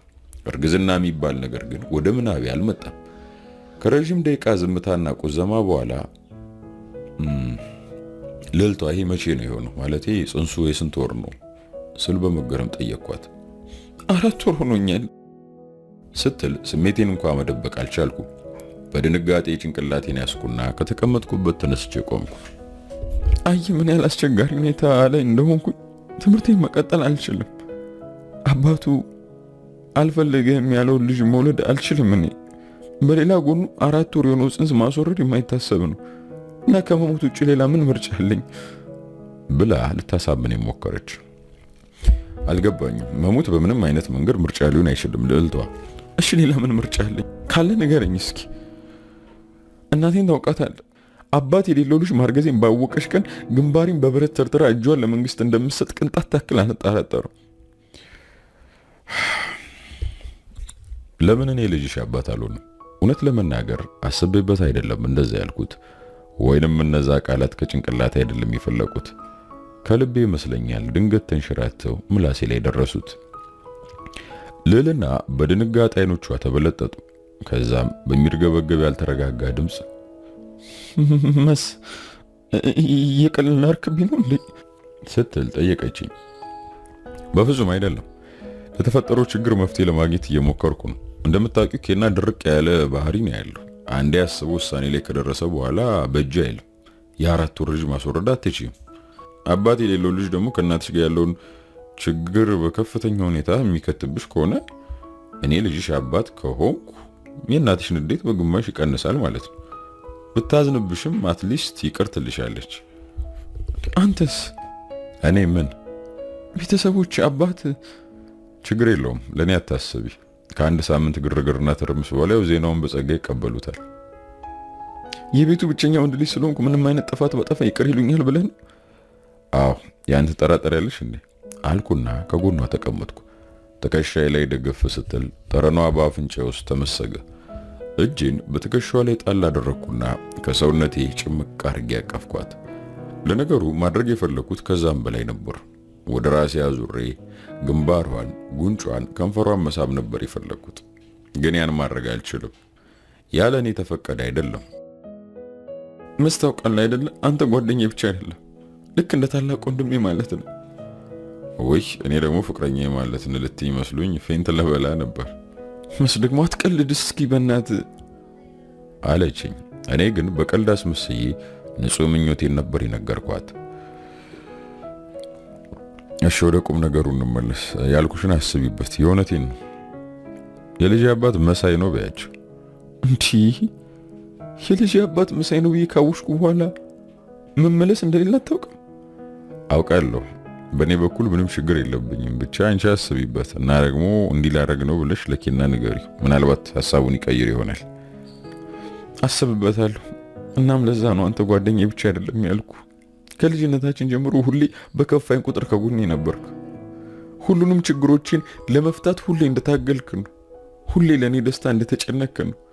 በሁሉም የደስታ ቀናቶች ውስጥ ሁሌ ከጎን እንደሆን ታደርጋለህ። ቤተሰቦች ሰርግ ሲኖር፣ ዝክር ሲኖር፣ ልደት ሲኖር፣ ምርቃ ሲኖር፣ ሌላ ይቅርና አያተ ማርያምና ሚካኤል ሲደግዙ ሁሌ ከጎን እንድኖር ታደርጋለህ። እኔ ደግሞ በሐዘኔ ጊዜ ወደ አንተ ሮጣለሁ። ከእናቴ ስጣላ፣ አባቴ ሲናፍቀኝ፣ ኬና ሲያበሳጭኝ፣ በእነዛ ጨለማ ጊዜያቶች ሁሉ ወደ አንተ መሮጥና ክንድን ተደግፌ መነፍረቅ ነው የሚቀን። ገባኝ። አንድ ጸሐፊ ምን ብሏል መሰለሽ? ስትደሰቱ ወደምታፈቅሩት ሰው፣ ስትከንፉ ስትደሰቱ ደግሞ ወደሚያፈቅራችሁ ሰው ነው የምትሄዱት ይላል። እውነት ተናግሯል፣ አልተሳሳተም። እኔም የማደርገው እንደዛ ነው። በደስታ ስፈነጥዝ ወደ ኬና ነው የምሮጠው። በሐዘን ስቆራመድና ባዶነት ሲሰማኝ ግን ቅድሚያ ወደ መናቢ የምትመጣው አንተ ነህ። ይቅርታ። ምንም ይቅርታ የሚያስጠይቅ ነገር የለም። ሁሌም አለሁልሽ። ያንቺን ቀንበር ለመሸከም ሁል ጊዜ ትከሻዬ ጠንካራ ነው። አሁን በቃ ተነሽ፣ ከዚህ ከቁዘማ እንውጣ። አሪፍ ቦታ ሄደን አሪፍ ራት እንብላ። ከዛ በንጹህና በታደሰው አእምሮአችን ምን ማድረግ እንዳለብን አሪፍ እቅድ እናወጣለን። አክን አሁን ወዴትም የሚሄድ ፍላጎት የለኝም ስትል ተቃወመችኝ። ከተቀመጥኩበት ተነሳውና ምርጫ እኮ እየሰጠሁሽ አይደለም፣ ምሳ ልበላ ወደ ካፌ እየሄድኩ እያለ ነው የደወልሽልኝ። እንዴት እንደራበኝ ብታውቂ እንዲያትኝ አልኩና ክንዷን ይዤ በግድ ጎትቼ አስነሳዋት። ተያይዘን ወጣን።